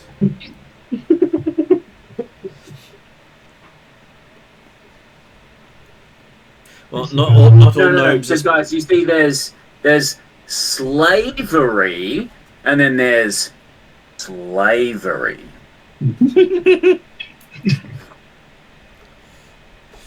And when Plowman wakes up, he notices that there's some writing stitched through some of his wounds. What does it say? It says Rin was here. Rin was here. Ah. But what language is it written in? It's actually written in Ethangarian. He loves me. I know it. It's okay. Well, she's marked you as hers. It's a good thing that I went easy on her, though. It wouldn't want to see her get hurt. Come on, that was a hell of a lot of damage to tank. That was pretty good. He was. Yeah, that was a, yeah. Well, now you know how hard it is to take Flyman down. Mm. Yeah. Now, yes. Since you hit 11th level, you have become very hard to kill. Oh, Yeah. I have a question. Yep. Now, between the eagle eye bow and the quiver of endless arrows, Yep. can I combine the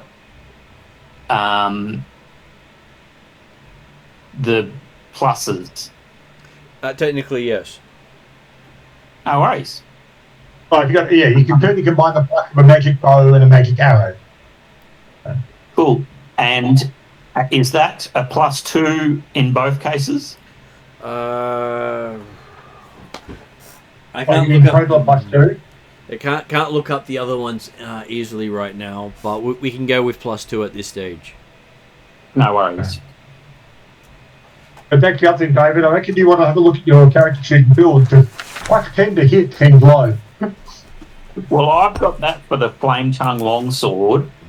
Yeah, so that doesn't actually take into account any weapon bonuses. Okay, right. Yeah. So Yeah. I don't have any weapon bonuses as well. So it's I guess Just it's remember, this is the character sheet I had to put together while I was driving a bus. I mean, I didn't say that. Please don't record this.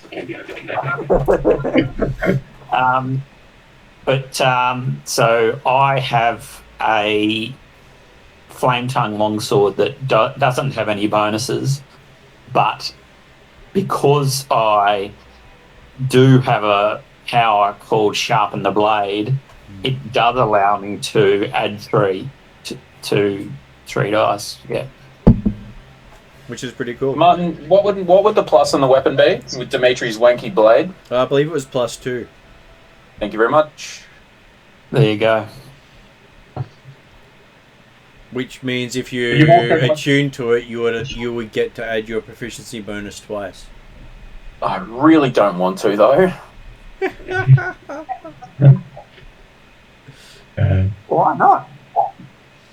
But technically, if you're like expert with the glaive, then you've probably got a decent add to it anyway, even without the magic. Oh, yeah, I haven't even thrown in mastery yet.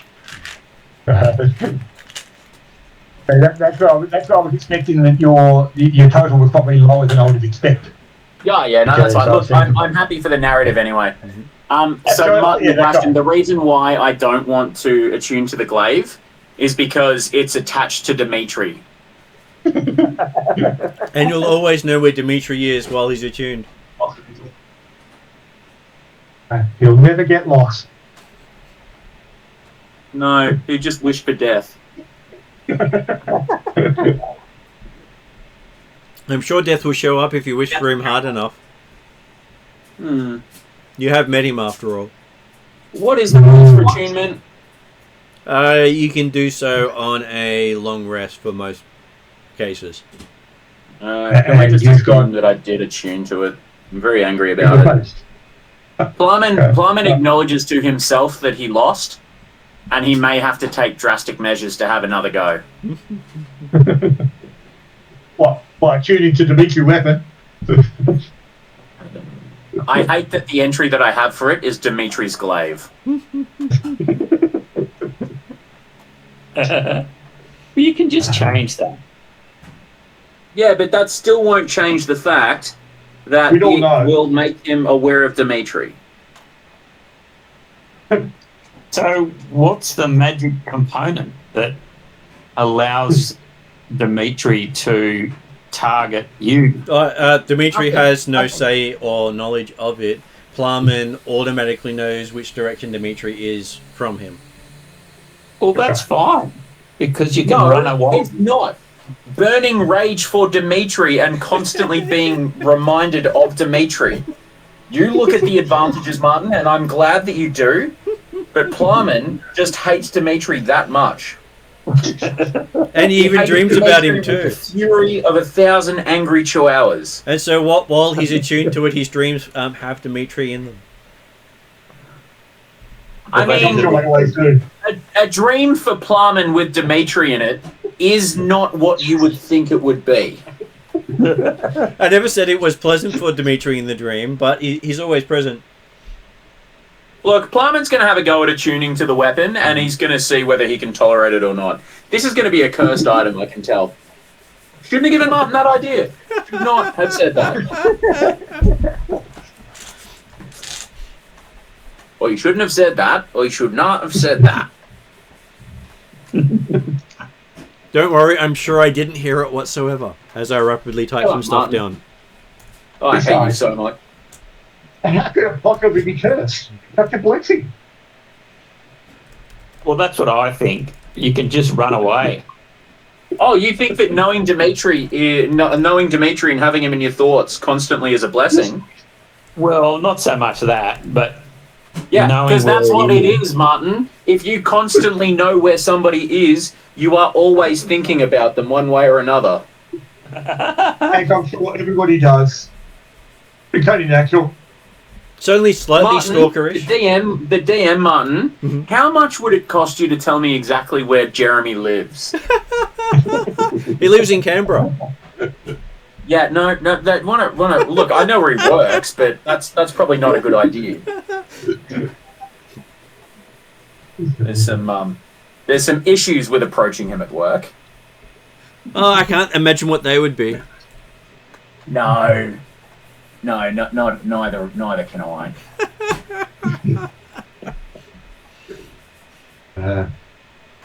Okay, so we won't disturb Plarman and Rin in the bedroom as we get to Thothia. as you come in, you can actually see a lot of the monuments from 10,000 feet up.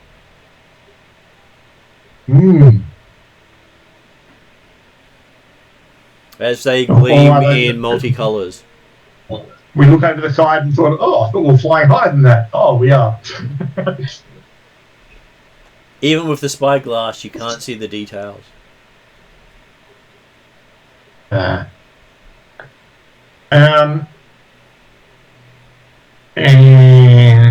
so yeah, so does anyone in the crew know exactly what sort of reception we're likely to get in this city? What sort of attitude they have towards outsiders or anything along those lines? Well, they are technically a vassal state of the Empire of Elfathia. So they should accept citizens of that nation and not attack them on sight. But hey... Unlike, of course, did you hear that key word? That key word was should.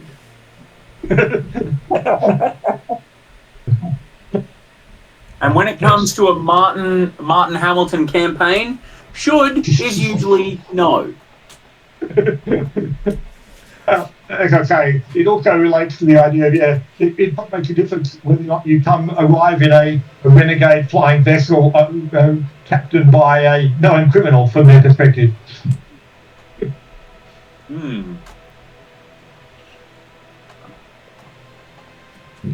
The kid was sure that bounty had been ended by now. Yeah, they normally don't hold grudges that long, he's sure. And I'm sure that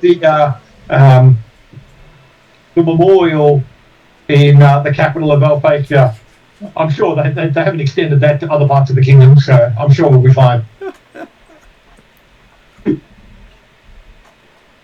Okay, so you watch as he sends the skyship into a spiral heading down towards the capital. You watch as he sends the skyship into a spiral. You are all dead. I can fall 60 points worth of damage Ah, good don't news. know. You get the amount of damage it requires to kill you +1. But what is terminal velocity? Yes. Terminal velocity is generally in D&D described as 20d6. Yeah. Actually, the true answer to that is rather unpleasant.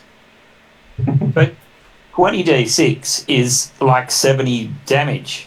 Mm-hmm. So I would shave 60 points off that and only take 10. However, Martin, in this case, it's a critical hit, so yeah, no. Well, there's also the aspect of whether or not the term terminal velocity relates to the maximum speed or the maximum effect.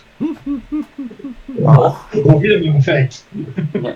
So you reach terminal velocity, but then magic propels you even faster. And that was basically from old D&D what they did for the maximum amount of damage when you had less hit points. Guys. You guys disappointed me. I was expecting a Monty Python reference in there. Well, Like flying unladen speed swallow. of the unladen swallow. That's the one. Okay. I'm not mad. I'm just a bit disappointed. We didn't know whether you were talking about Africa or European.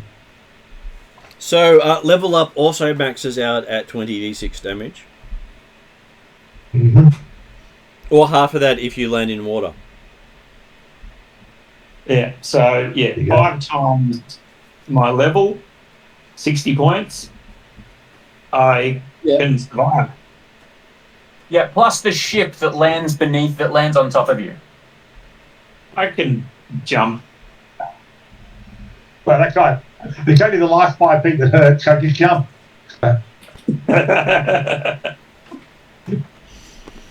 Okay.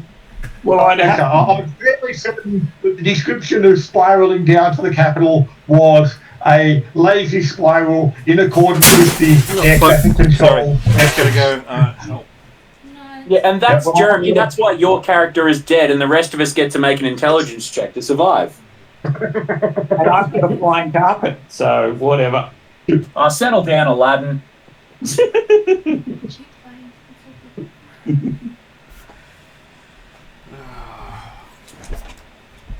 I am sorry that I am the death of all progress on campaigns. I truly am. That's okay. Things happen. To me, these parts of the campaigns are definitely designed at role-playing side of the house more than anything else, so they certainly take as long as they need to take or short as they need to take. So. Oh, well, I just consider that consent, Jeremy, so here we go. Absolutely. Oh, just remember that you said that, and just remember that I hate you and I hope you die. Talking about your character, obviously. I'm sure he will and come back stronger. It's Dimitri after all.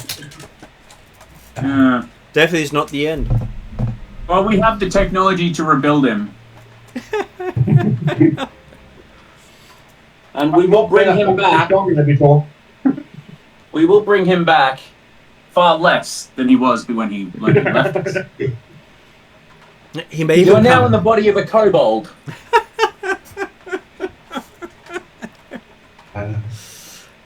You are killed every time you enter a town.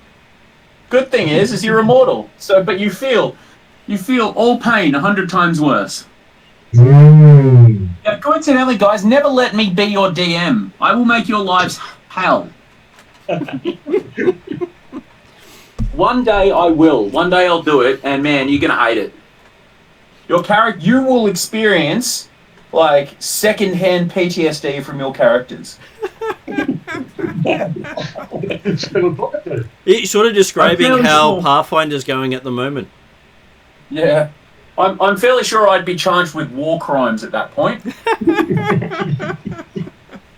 Like, I would be just going through the Geneva checklist day by day. Sorry, did I say checklist? I obviously meant convention. Well, you want to make sure you get it right. Tick every box. I'm going for the high score. Well, it's only good if you're a completionist. Yeah. You got to And I'm focus not on it. usually, but when it comes to the Geneva checklist, I absolutely convention. I absolutely am. Okay, so you come in for a slowing of the skyship as it reaches the bottom. Actually, Martin, I come in like a wrecking ball. If you'd like to. You want help? Does that mean Ariadne was just asking, does that mean that you're naked riding on the anchor? Yes. But that had nothing to do with me coming in like a wrecking ball. That was just... And that wasn't even Plowman, that was me. Fortunately, I've just dropped my coffee machine on the floor, so that'll be my nightmarish vision for tonight rather than David naked. Well, look, at least it's a pleasant image. And, hey, it can't be a nightmare. There's me in there, quotes Dimitri immediately. I was going to say Dimitri from... I'm sure. And I'm sure Dimitri reminds you in the dreams every night that too. As he's whispering in your ear. That's how lucky you are. Bird a lot, so is that okay if I give it an hour and I might unpack the stuff and do... That's okay. Do that. Yeah, thanks. Did you take a photo? Yeah, take a photo. There'll be an interesting claim to insurance. Yes, the coffee machine tried to escape. I don't know if they'll Here's the crime scene photo. but we'll find it.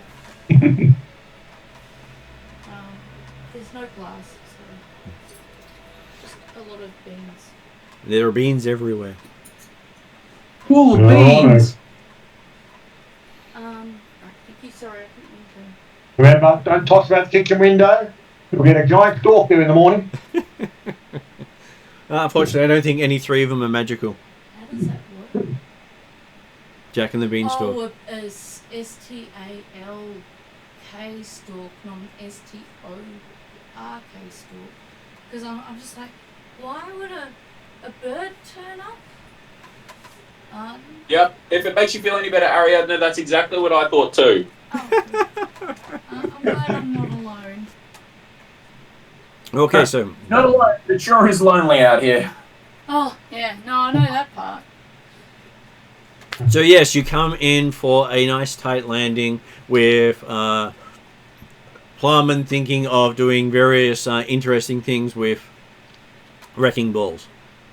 What do you mean thinking? He's still suffering from a major concussion. He's on the anchor. Why does an airship have an anchor? We don't know. Neither does Plowman. Does the anchor even exist? Is Plowman even out of his cabin? Who can tell? In his mind, no. And don't worry, in his mind, I'm sure Dimitri's helping him stay on the anchor. Well, like you said, it's no, so, yes, the anchor is in the real world. No, you're not on the anchor because there's no anchor. You're in your bed, nice and safe and sound, recovering. It's just that, yes. In your dreams, the wonderful dreams that you're having, Dimitri's helping you work through the issues. I came in like a Goranov. Okay, and Plowman's working to a rough shaking. Who's getting punched? Rin is above you. Who's yeah, sure, why not?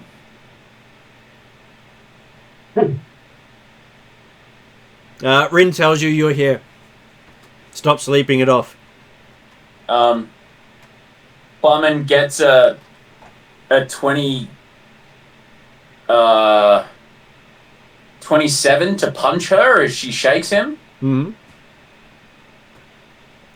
You hit. Cool. I'm not going to bother rolling the damage.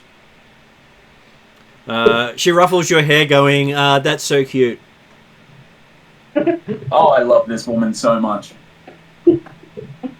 Maybe when you grow up, you'll do a decent hit, she says. And then gives you a big bear hug. Does Plowman have to roll for massive damage again? No, but he does. He probably does feel creaking and cracking all over the place. Yep. Plowman coughs out more blood. I'm sure it's therapeutic. But hey, you didn't know your muscles could stretch that way. Yeah. Plyman takes a moment to profess his love and will always follow her into battle. Mm. Barman's found a consort for his kingdom. Plyman just wants that muscle mummy. And as you come out, you see that you're in a paradise-looking city with lush greenery, a sparkling blue river going How down. PG is this recording? It is not as PG as Star Wars, but not as R-rated as Pathfinder. Yep. Plyman looks out and says, "What an absolute shithole. Where are the planes?" She turns your head and points, and you can see that there is fields of grass and fields of various grasses off in that direction with horses and camels. What a beautiful place. I never want to leave here ever again.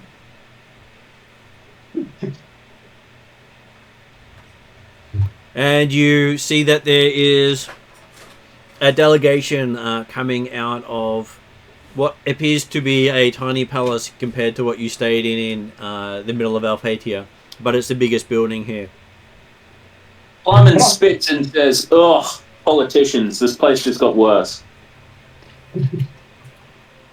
As you see walking out with them about 20 muscle-bound men and women with no weapons on them, but they look as if they could rip most things in half just with their own arms. Plyman looks to Bryn and then looks back at them.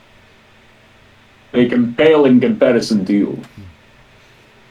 She gives you another nice hug. You sure something popped at that point? Oh, my spleen. I do not need it though. Nothing in a night's rest won't cure, she says. Only a night with you. She's not sure you're up for that yet, she says. Yeah, you haven't recovered I'm fully. fairly sure I'll need to rage for that, but it might kill me. Death by snowstorm, good death. So, as you see the congregation come towards you, they're led by a man and a woman done up in finery that you're told refers to them as the Pharaoh and his queen. Makes him look like woman. Oh. Not an Ethingarian woman, obviously. Or a woman like you, Bryn. I'm sorry.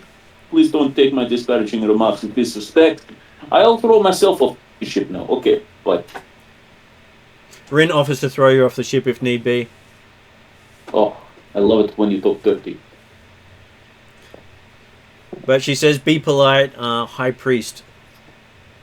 You're gonna end up married to Yeah, sure, I guess. She's heard of Krisha and said, would you be disrespectful to Krisha's High Cleric? I mean, probably not the right person to ask. I kind of want to kill the Khan. But, maybe. You do know these stories of what Krisha's done to those who's disrespected him. Yeah, what are you going to do? I should have been dead a long time ago, somehow. Undefeated. Undefeated champion. Just not in the bedroom, she says. I'll take that.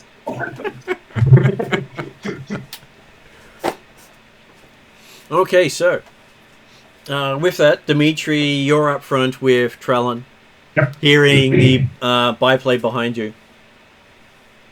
You want to send Dimitri to go see politicians? We'll never get anything done. It'll be talk all year.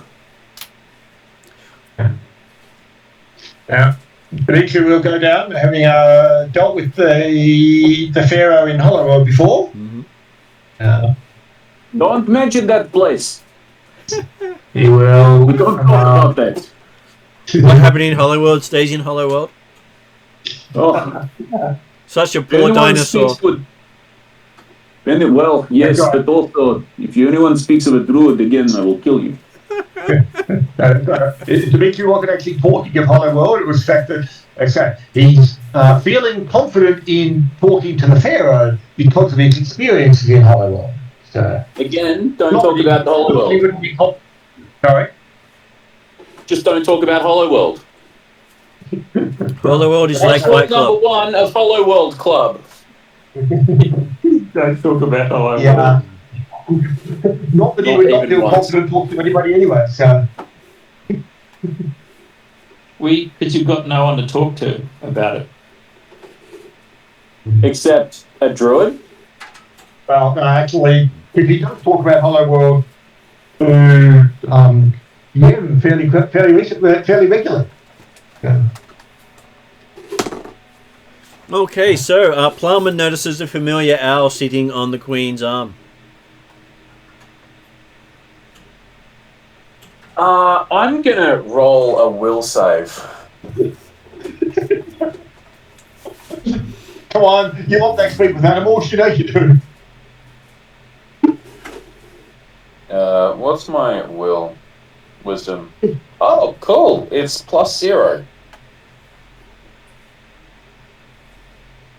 Yes. Is Regem there?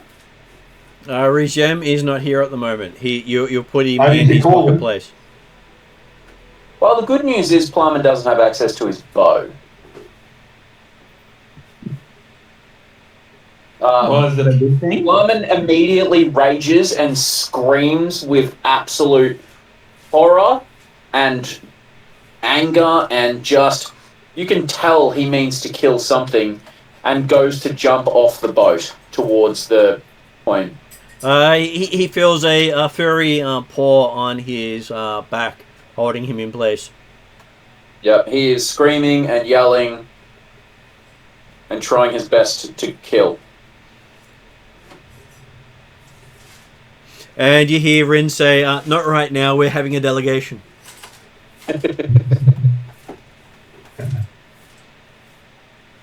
As she picks Plumman up and starts heading back into the boat.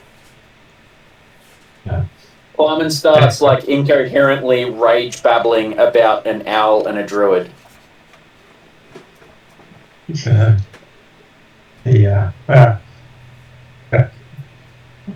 Dimitri basically look back over his shoulder briefly, and then we'll approach the Pharaoh and the Pharaohina, and apologise for the exuberance of one of the passengers at their opportunity to get back to land. The Queen greets you in the name of Thothia and says she has heard tales of your exploits from her druid friend here, as she points to the owl. You hear another incoherent and distant scream of rage.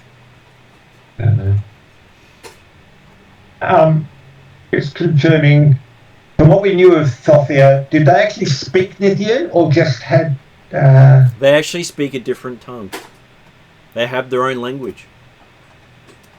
Okay, Thothien. because I had on my notes here the fact that amongst the fact that the Shin and the crew had connected with the Kingdom of Thothia, where it's a place where they still speak Nithian and practice Nithian magic, but obviously they don't actually speak, or it's a corruption of Nithian or something, or...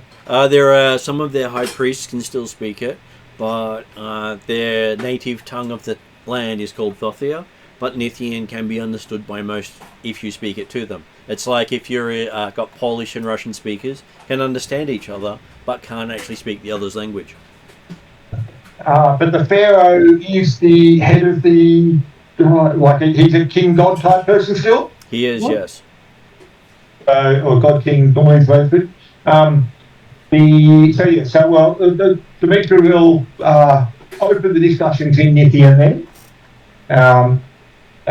Basically making the statement of, yes, apologising for the exuberance of one of the passengers who was keen to get to land again, and then when the mention of the knowing the exploits from the our friendly owl there, He'll explain the fact that, oh, yes, it is wonderful to see you again. I'm sure we'll be able to catch up in due course. You see the owl bell on the Queen's arm. Yeah, the owl can't talk. Well, we should become with speak with animals, haven't we? Not that one. Well, does the statin amulet help? It doesn't translate animal speech. Oh, okay. But you are able to freely speak to these people. Yeah, you're also freely able to talk with animals if you want, if you have that ability. Go on. You should do that. That's a good idea. And they welcome you to their kingdom, asking why a relic of the past has come to here. They're not sure if they're referring to the ship or Dimitri at this point. So when they're talking relic of the past, their gaze or their indications go towards the ship, I'm guessing? Hard to tell if they're referring to Dimitri or the ship. Okay, fair enough. Yeah, well, so let's face it, Dimitri's a relic of many places and times. Yeah, the past, let the past die. Well, fair enough. He's keen to the future as well, so. You are the past, Dimitri.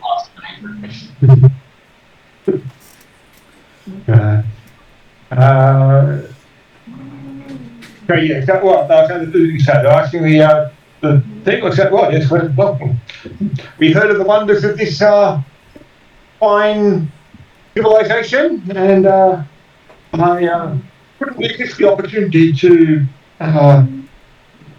pay a visit. Well, they so they say if you come in, we will discuss why you're here. Okay, yep, okay, that makes sense. We're most honoured to have been greeted by your past selves. Looking around, noting that yes, there's not necessarily that many guards that we're in. It is more of a greeting, not a welcoming party. Well, you would expect that not many people get to see the Pharaoh. No. So I'm guessing there is quite a number of, well, you said some very strong-looking personnel nearby, didn't you? There are. Are they referring to the gods? And you do notice that the airship does indeed have an anchor, so it can be locked in place. Though the anchor is not a sea anchor, it is something that can attach to any surface. See, now we have to figure out whether Plumman was actually dreaming or if he was actually swinging off the anchor. You'll never know. It could have been attached to his whatever you'd like to attach it to. Yep. Gonna let that one go straight to keeping, Mr. Hamilton. Okay, so yes, you're welcomed in. They do say that your exuberant friend with his fear of birds should stay on the boat. A hand axe just comes flying out from the boat. It doesn't actually come anywhere near them, but it does fly out from the boat. There is a comment of premature firing coming from Rin on the boat. Plumman has raged more times than he is allowed to rage at this point. It's been a new day. Yeah, no, he's at this point, he's probably raged about 9 times, and that's okay. Well, Rin's there to settle him down again. So how often does it reset? With short or long rests. Just ignore the comment, Martin. It's just me talking nonsense. Okay. All right. Don't apologise. You didn't do anything wrong. I'm just an idiot. Okay, so yes, they invite you into their main hall, and they promise to send some entertainment for your challenged friend on the boat. Well, I mean, okay, did many of the crew try and come with us, or were they happy to keep a low profile at the present time? The captain and his crew stayed on the boat. Apparently, they're trying to help Rin contain a frothing ploughman. Oh, that was made though. So as long as Rin stays behind, I'm sure ploughmen will quite happily stay entertained.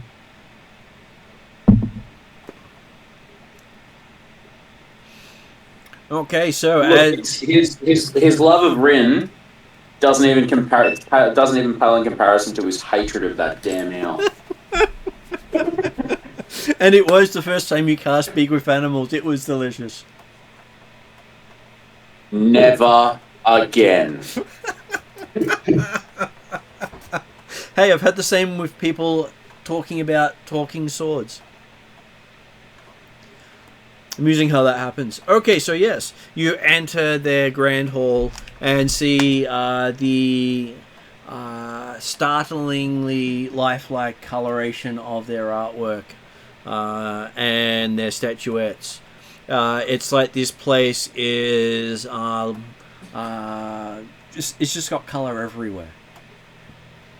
Imagine a child went crazy with the palette wheel.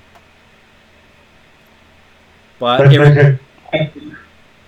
it doesn't seem garish, but there are so many colors here. Some of them you've probably not even seen before. Mm-hmm. Does it seem like paint or some other coloration? Well, you can actually see some artists working on repainting a section of it.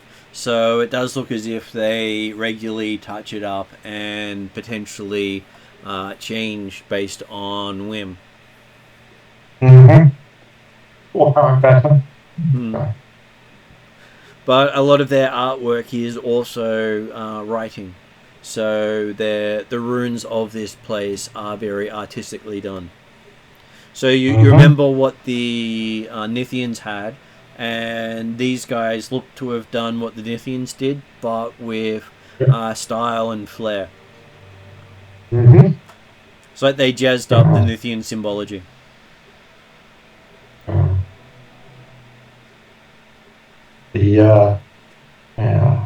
Certainly, yes, if Victor has the opportunity to look at it more carefully or discuss the general aesthetics of the place with the Pharaoh, the Queen, or others. The Queen is more than happy to discuss about history and politics of the symbology. Okay. I mean, but probably that won't necessarily happen as part of the first conversation. So, but certainly, if you stop and look, she will explain. Okay. Okay, the public person is dimensional programs have to do this. I've actually seen the symbology used in this sort of fashion before. It's a most artistic interpretation. She says that the original designs from their historical records show that this was what was intended with the original works, though as skill and quality of the artist declined in wherever they came from, they would have lost the ability to maintain them, whereas in their kingdom they have chosen to advance and learn and renew what was old. And the older it is, the better it appears than when it was once created. So they value generational items more than they do new items, based on the story that they tell. I will compliment them on their artistic sense and historical understanding and the aspect of, yes, so certainly the interpretations I've seen previously from those that have been around some time, yes, certainly displayed it differently. So I'm glad to hear that it's being returned to its full glory. And you sort of gather from them that they have slightly changed the interpretations from the original meaning because they don't believe in where their ancestors went. It's not part of their belief system. Have they been believing? They didn't go down the same path as Nithya in believing they were more powerful than the gods. Right, okay, so yeah, so they're saying the fact that yes, from their historical records and understanding, they effectively split off from Nithya before Nithya was destroyed. Yep, and they honor the gods, but they don't really follow them. Yeah. And this is the first culture Dimitri has come across where the honoring of the god but not following it is the national belief. Mm-hmm. You didn't think it was actually possible to not follow a god? Well, certainly. Well, they still recognise that atheism is certainly illogical because, hey, the Immortals definitely exist, but that doesn't mean they need to be believed in. Yep. Well, they don't follow the directives of the gods. Yeah. And that is the first country you've come across that states that. Which makes them very unique in the world.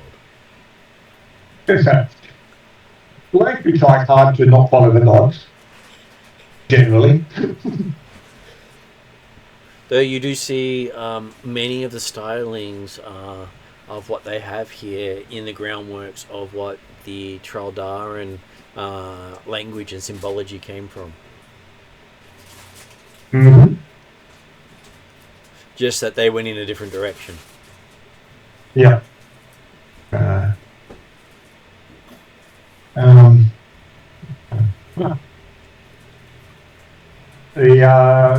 Certainly, yes, Dimitri's happy to try and maintain the attention of the Queen for as long as she's willing to offer it.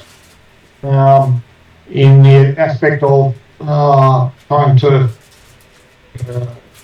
curry favour, ensure that, hey, yep, we're not going to be kicked out or imprisoned immediately. And well, you realise that while you've got the Queen's attention, you have the Pharaoh's favour. As she speaks for the Pharaoh at this stage.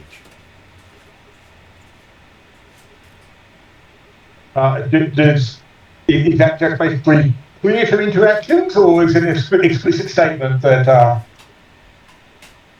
he's representing the Pharaoh? You think partly because, one, you're not a recognised ambassador or nobility, that as high as you're able to get in the court, the Queen is the limit of your conversations.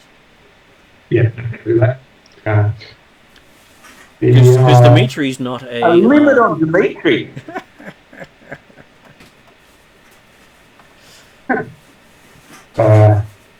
But the Queen seems well informed in their lore and history. Mm-hmm. Dimitri's perspective, it's the idea of, hey,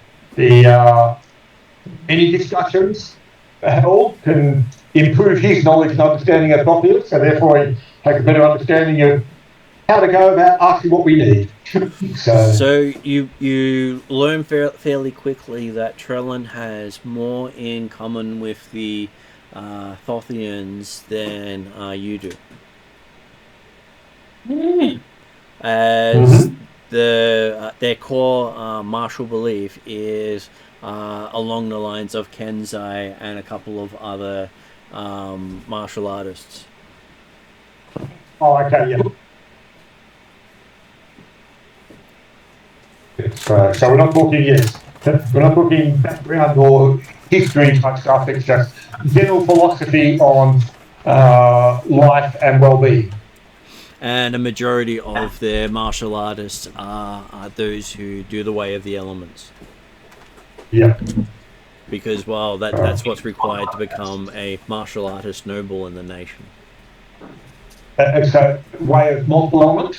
The way of the elements. Yeah, but it's like something they will normally take multiple aspects, or they become masters in specific elements? Because it's Alphatia, they will actually master many elements. And normally they do fire last. Right. Right. So it's not the path of the Kenzai. But they do have many Kenzai here. Okay. Cool. As you see, most of them, of the Kenzai monks here, have kopeshes and sickles. And they form the Royal Guard. You're actually met by the Pharaoh and his advisors, which were the muscle-bound, unarmored way of the element monks. Right. Oh, and they were considered advisors rather than guards, is that right? Yep. They look like guards, but they were advisors. Yeah, well, yeah, certainly the initial impression was they were the guards, so, but obviously it wouldn't take long to realise that, hang on, they're being looked to for advice and information, so... Okay, so yes, you're brought in for refreshments of some sort of not very nice tasting liquid. Any... Trellin dislikes it more than Dimitri does. Well, I'm immune to any poison, so I drink it with a ban. Any relationship in the flavour to what they drink in Nithya in the Hollow World? It tastes like something's off. Right. I will give Dimitri an insight roll. Oh, the D20 rather than the D12. Yeah, D20 does work better than a D12. Insight, you said? Yep. 22. Okay, so you think you may have been eating one of the traditional Alphatian fruits known as the Zonga fruit, which is said to be highly addictive and can make everything else taste like ash or it's off. Especially the more of it you eat. And so that's the, like, we're thinking that was the fruit that was available at the Alphatia, like before we left Alphatia? You'd never actually seen a picture of what they look like, but you're starting to suspect that's what some of the housekeepers had stuck into the food before they left. Yeah, it was more just the idea. So that would imply then that we probably, or at least Dimitri may have noticed that the food on the ship was also tasting a bit less than perfect. Yeah, it wasn't as good on the way out as it was on the way in. Yeah. And that's not talking about throwing up. No. Well, okay, so that's it. I'm happy enough then that he's aware that, okay, it'll take some time to recover from that situation, and it's not necessarily related to the food that the Thothia are offering. So it's not a poison or a toxin, it's basically a cursed fruit. Yep. So if you're immune to curses, it's perfectly safe to eat. It's like eating the forbidden apple.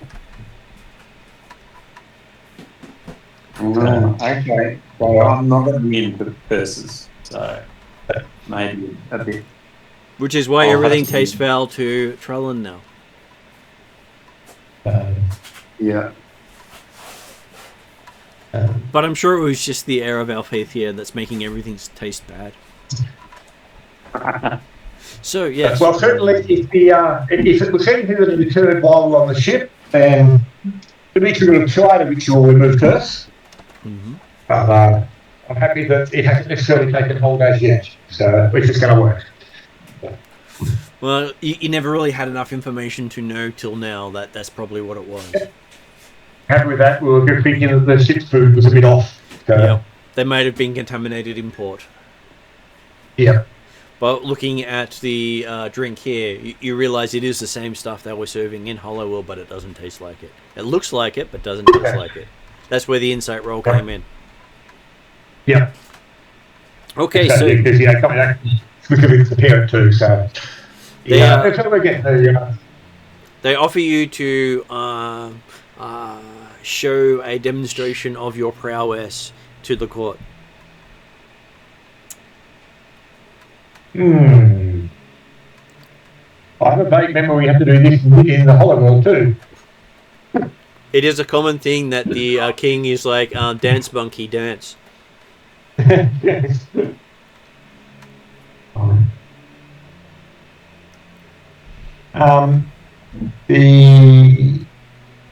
Is there any range that's greater or lesser than 1,500 feet? The entry hall is at least 1,200 feet long, so you could use that.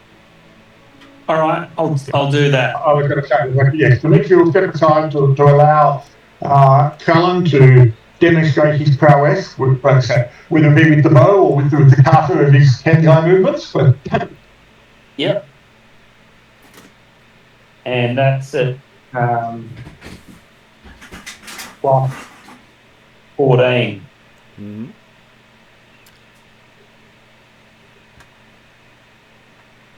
So, give me a roll and see how much you well the crowd. I got a 26. 26 is quite an amazing shot from at full range. And 24. Also an amazing shot at that range. I've got to say that, yes, and then you've got to try and split the arrow with your next shot, but you don't really want to do that with your arrows. Well, he can't because the arrows disappear and reappear back in the quiver. Oh, yeah, yes. Unfortunately, if they disappear before they get to score the target, they start reading it. There's Quiver of Endless Arrows. When one is removed, another one magically appears in its place moments later. So it depends on what your definition of moments. Well, the special arrow you have will, once it's shot, will reappear back in your hand. Martin, you asking this question is making me have a moment. Yep. Is that a special moment? Well, It's a metric moment, actually. Not an imperial moment. No, it's No, that would be an imperial entanglement.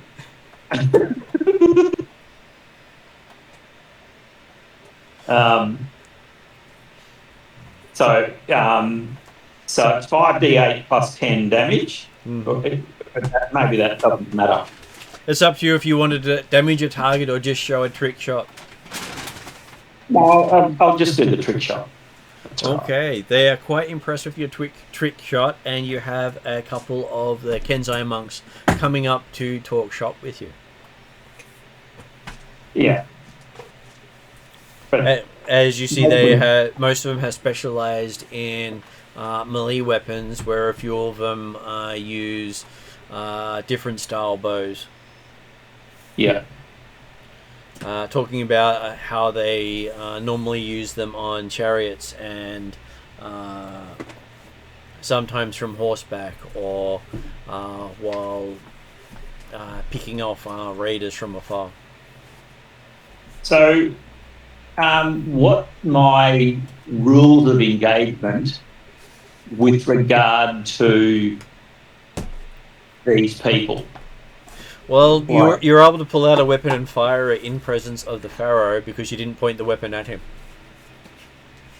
But for Dimitri's sake, is there any limit on how much I should impress them? Let's ask Okay, Dimitri. exactly. So certainly, there's no reason to not try and win these people over as much as possible. So Okay. they weren't necessarily part of our original plans and things like that. But hey, we've certainly got the technology and power that they could be of value in the fight with Galancri, with Fenaric, and if they could be convinced. Unlikely, but hey, make friends and influence people.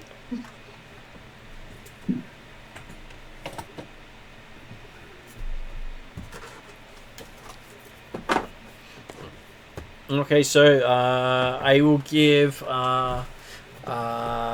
Trellin an investigation roll while he's talking to the other Kensei.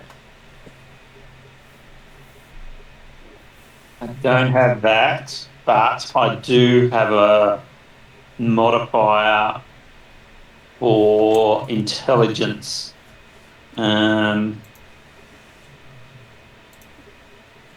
Plus 15. 15. Okay, so they do tell you that the kingdom of Thothia is one of the few kingdoms not required to enter into the wars because they do not believe in fighting for the dictates of a goddess of peace. Sounds good. But you also guess that they won't enter into wars for other nations for a similar reason, because they won't get involved in the politics of the gods because they think gods are crazy. Is there a particular faction that I can sway from, like, get them away from that commitment? Well, they say that as part of their teachings, they give an oath of service to the pharaoh of this nation. If you can convince the pharaoh to lend you his armies, the entire army will go. Okay. But trying to convince him to do something he doesn't want to do is like standing in the middle of a fire and someone throwing more wood on there to help you burn.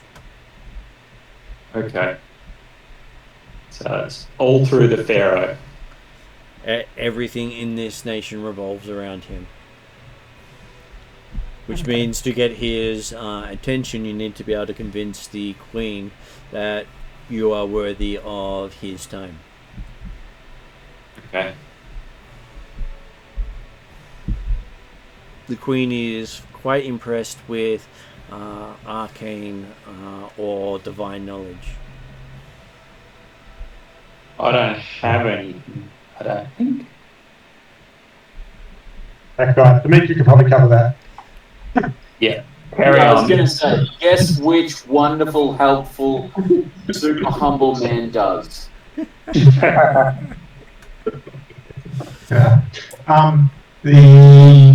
But yeah, so as far as in the discussion of a display or performance for the royalty, Callum gave his display of martial with impress them and then talk to the Kensai, etc.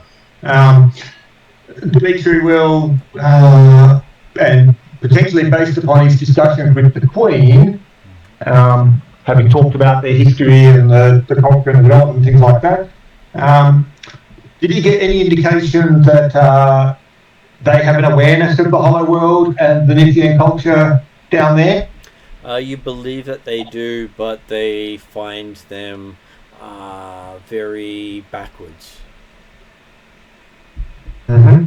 and something that should be left in the past. Yeah, they should experience a more civilized society, like Effinger.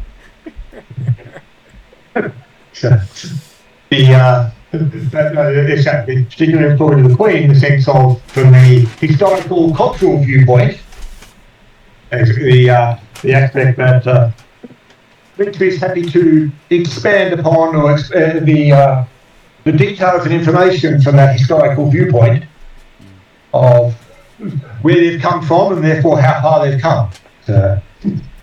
So they think of the Nithian Empire as a throwback, degenerate empire that must be related to where they came from, but it's so different to their culture that they don't like the similarities. Mm-hmm. It's like someone putting a mirror universe version of someone in Star Trek and saying, yes, they're the same. No. Yeah.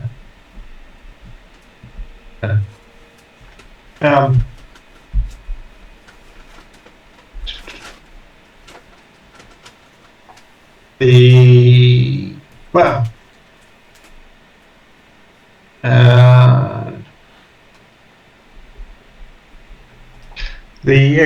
certainly Dimitri will be discussing the various aspects and bits and pieces, and inquiring about the or expanding upon the arcane knowledge of the Nithians and their development to that the Thothians have gone through there, and then extending that development to talk about some of the technological advances from the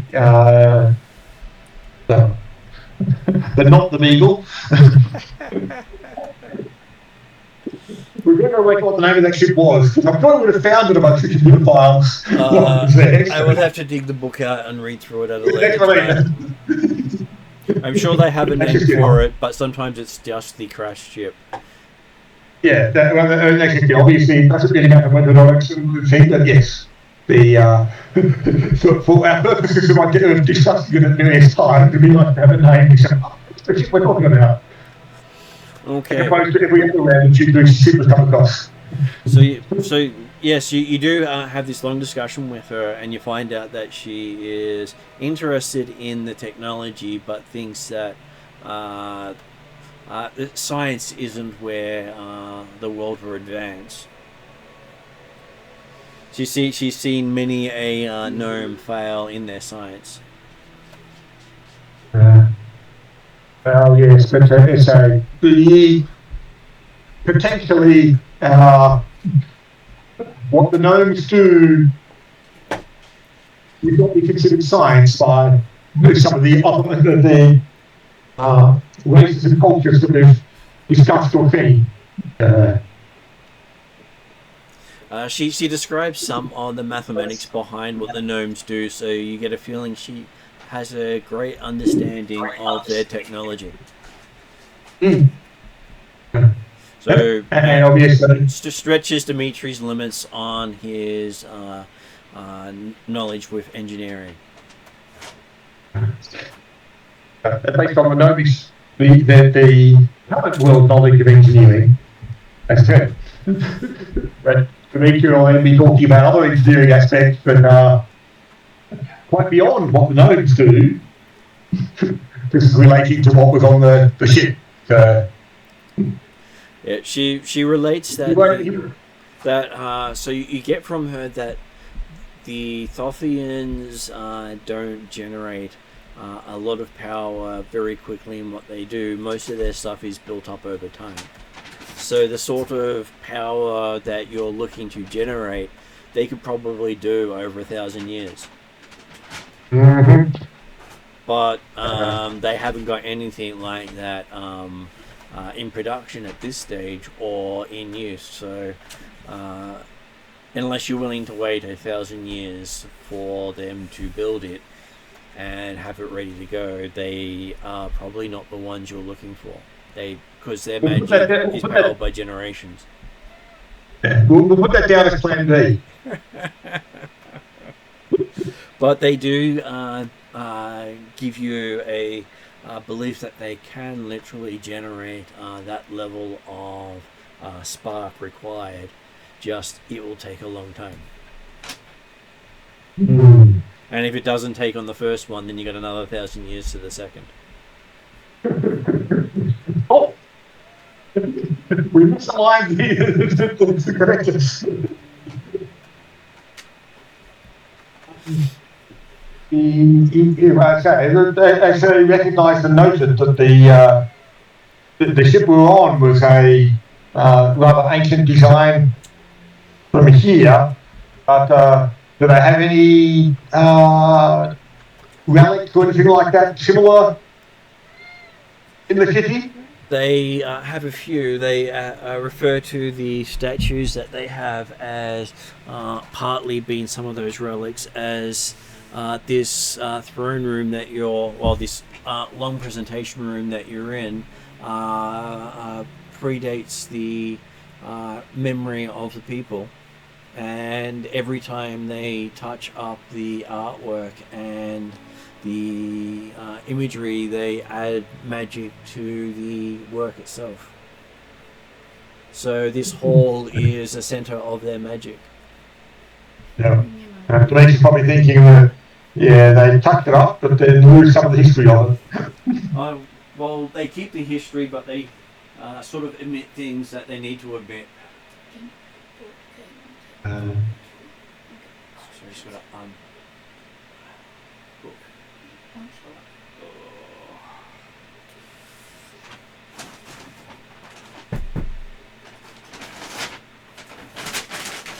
I think it'll work later.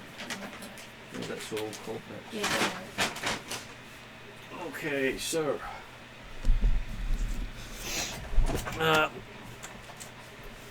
while they are touching it up, they are enhancing and adding. So while you think of them as changing history, they think of it as refining history. And like you say, certainly not going to talk about outwardly, and obviously I can understand and see the fact that yes, they are, at least in some respects, improving it. From the perspective of someone who's trying to get some evidence and knowledge about ancient artifacts, not quite what he's been looking for. For them, nothing is truly ancient unless it's lost or forgotten. So that's a different perspective from their beliefs. Yeah. So you think of something old as ancient, they think of something untouched as ancient. Yeah.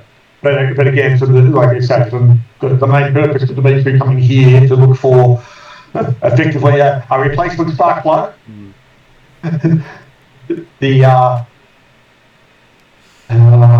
Whilst it's the sort of thing that it's possible that it's amongst stuff that they've some of the relics and things like that they've got lying around, it's going to be much harder to find evidence or knowledge of it because of the fact that they keep updating their libraries and adjusting the text.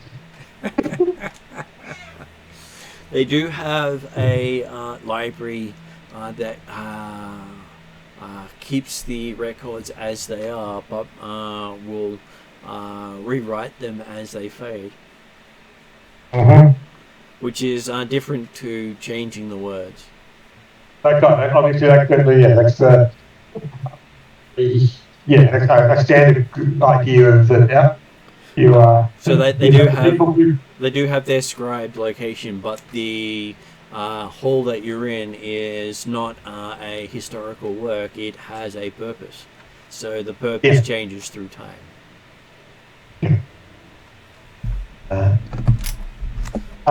That they are asking if you need a challenge while you're here, because you do seem to have that strong, muscly but silent, mostly type.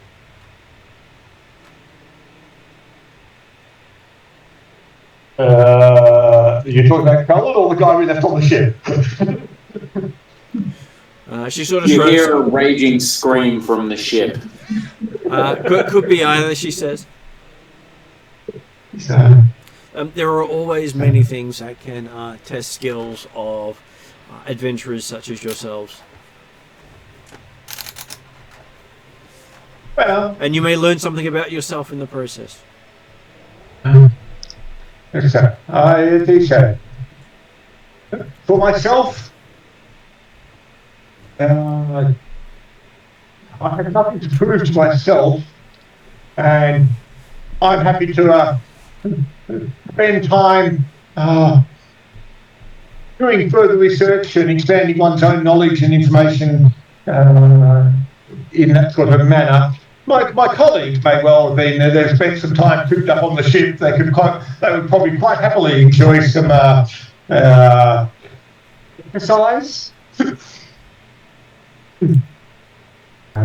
Well, in that case, she will have you guided to their maze, and if you manage to make it through, they will help you with your quest.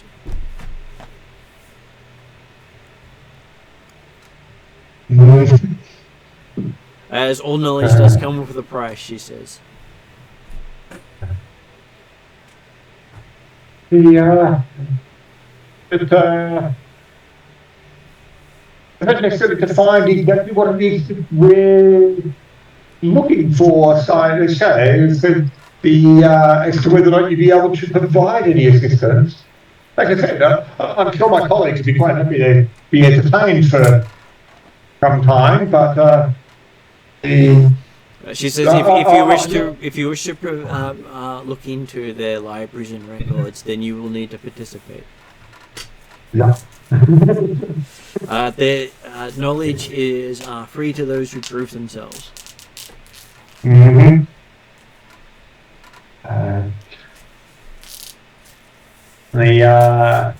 Well, I'm sure it'll be an interesting diversion.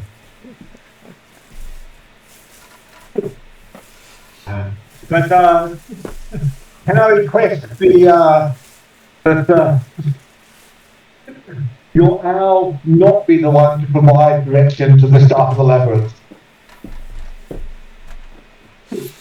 That's okay. I will send one of the Kenzai to take you.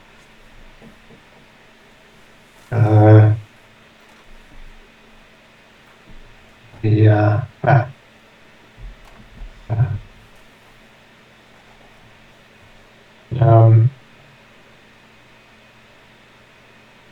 okay. We're not like to we did walk by the people or things like that beforehand, but we'll see how we go.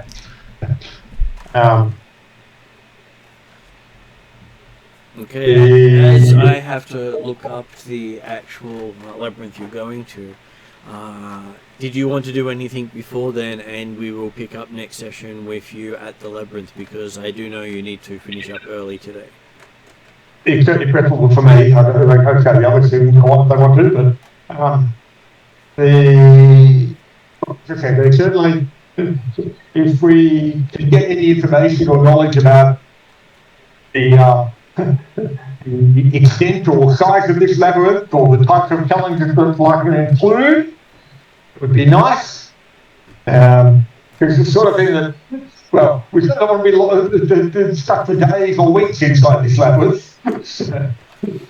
Well, it does. They do say that it is guarded by a minotaur, which I'm sure will provide your raging friend with a challenge worthy of his skill. You hear enthusiastic, angry battle cries from the ship.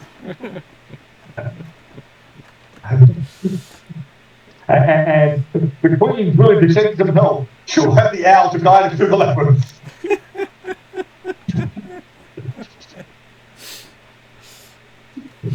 What, you went the wrong way? Why? Well, there was this accident with the bird. It accidentally flew into a blade trap. We don't have any blade traps in the labyrinth. That's okay, we brought one with us. Okay, so... do you guys have anything you want to be passing on before we jump into the labyrinth? No, I'm good. So you will get a chance to be fully rested, so Plumman will have his rages back. I'm all out of ray. I'm so lost without you. Did Trellum want to add anything at this point?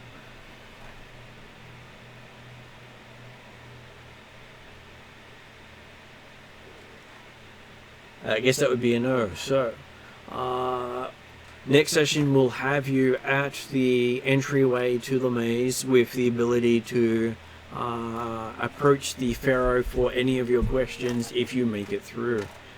They do say that you can choose to quit at any point, at which point you'll be taken back to your ship. Okay. From what we've seen so far, may not necessarily be the bad option, because then we just go off to the second moon. Yes, that is also possible. But the next big thing is look to the library. Well, it is the oldest library you've heard of that maintains its records. You probably couldn't get access to the Imperial Library of Alphatia because that may not be as old, but it does contain works that predate the Alphatians arriving in this world. Yeah. So it has planar magic and plane skipping knowledge in the Alphatian library. So, Yes, he has an opportunity to get to that the library, like a connection to the Hollywood Library in the place of Mountain Jet. So, well, you might get a chance on the way back. Yep. Okay. So I'm gonna go put it on end credits and then chat to you after that. All good. Okay, and we'll see next session with you guys taking on a labyrinth challenge.